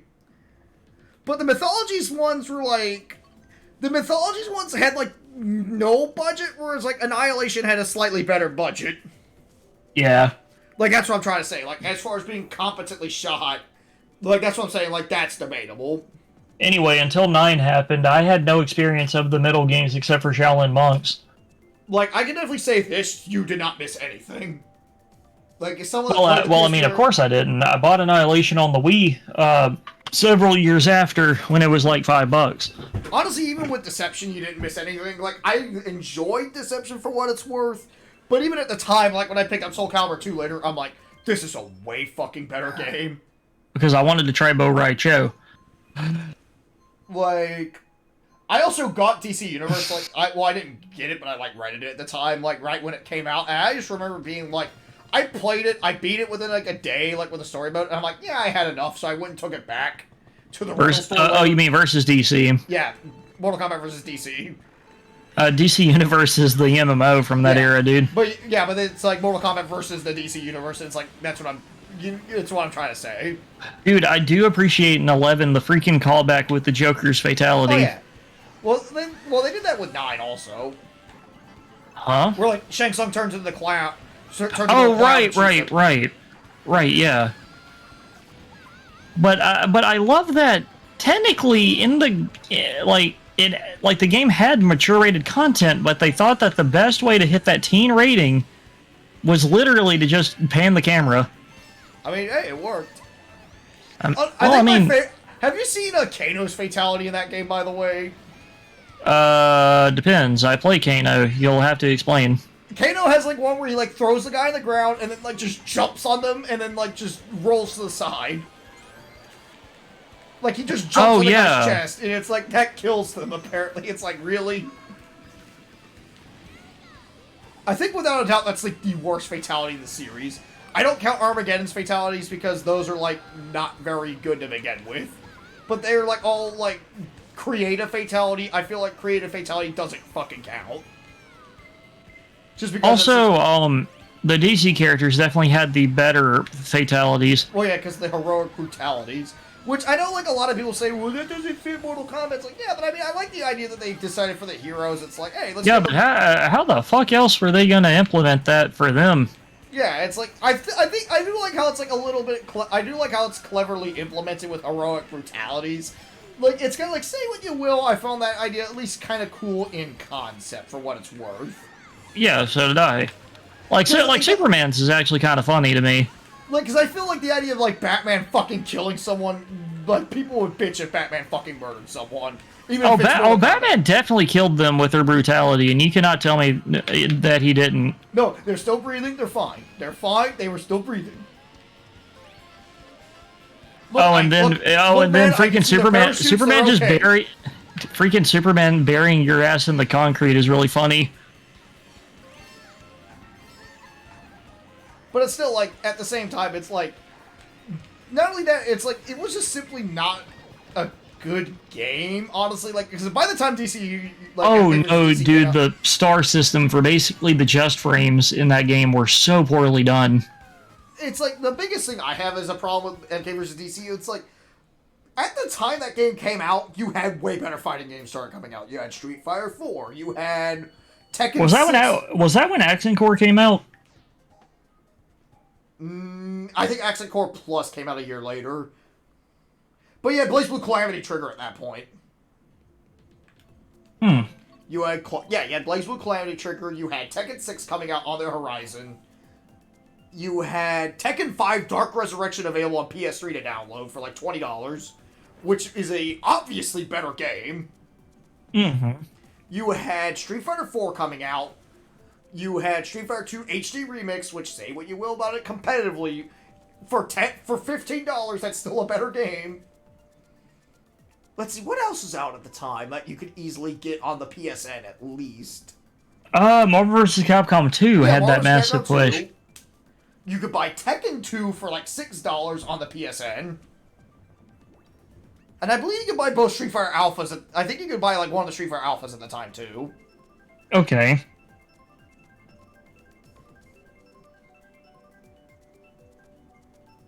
But I definitely knew like Tekken 2, Tekken 5 were like available on PSN because I bought those at the same time.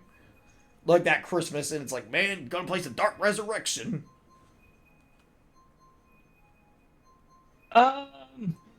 Let's see, let's probably make this the last one. We can continue this discussion maybe tomorrow during Paper Mario. Oh yeah.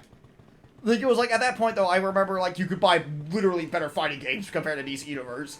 Like even at the time, I wasn't really super into fighting games outside of the occasional. Yeah, Smash Brothers Brawl. Smash Brothers Brawl was at that time. The online system could have used some work though. Well, this was back when fighting game online wasn't good though. Like, Skullgirls was really close, no, and it had rollback. Skullgirls wasn't out at the time. Huh? I'm talking about 2008 fighting games, like what you could buy only in 2008. Skullgirls wasn't until like 2012. Okay. Yeah, like the closest you had was like Super Turbo HD Remix. But also that was a generation of massive like resurgence of like fighting games. I'm just talking about like what you only had in 2008, 2009. Like, just only that era. No Skullgirls, no Street Fighter 3 Third Strike Online, none of that.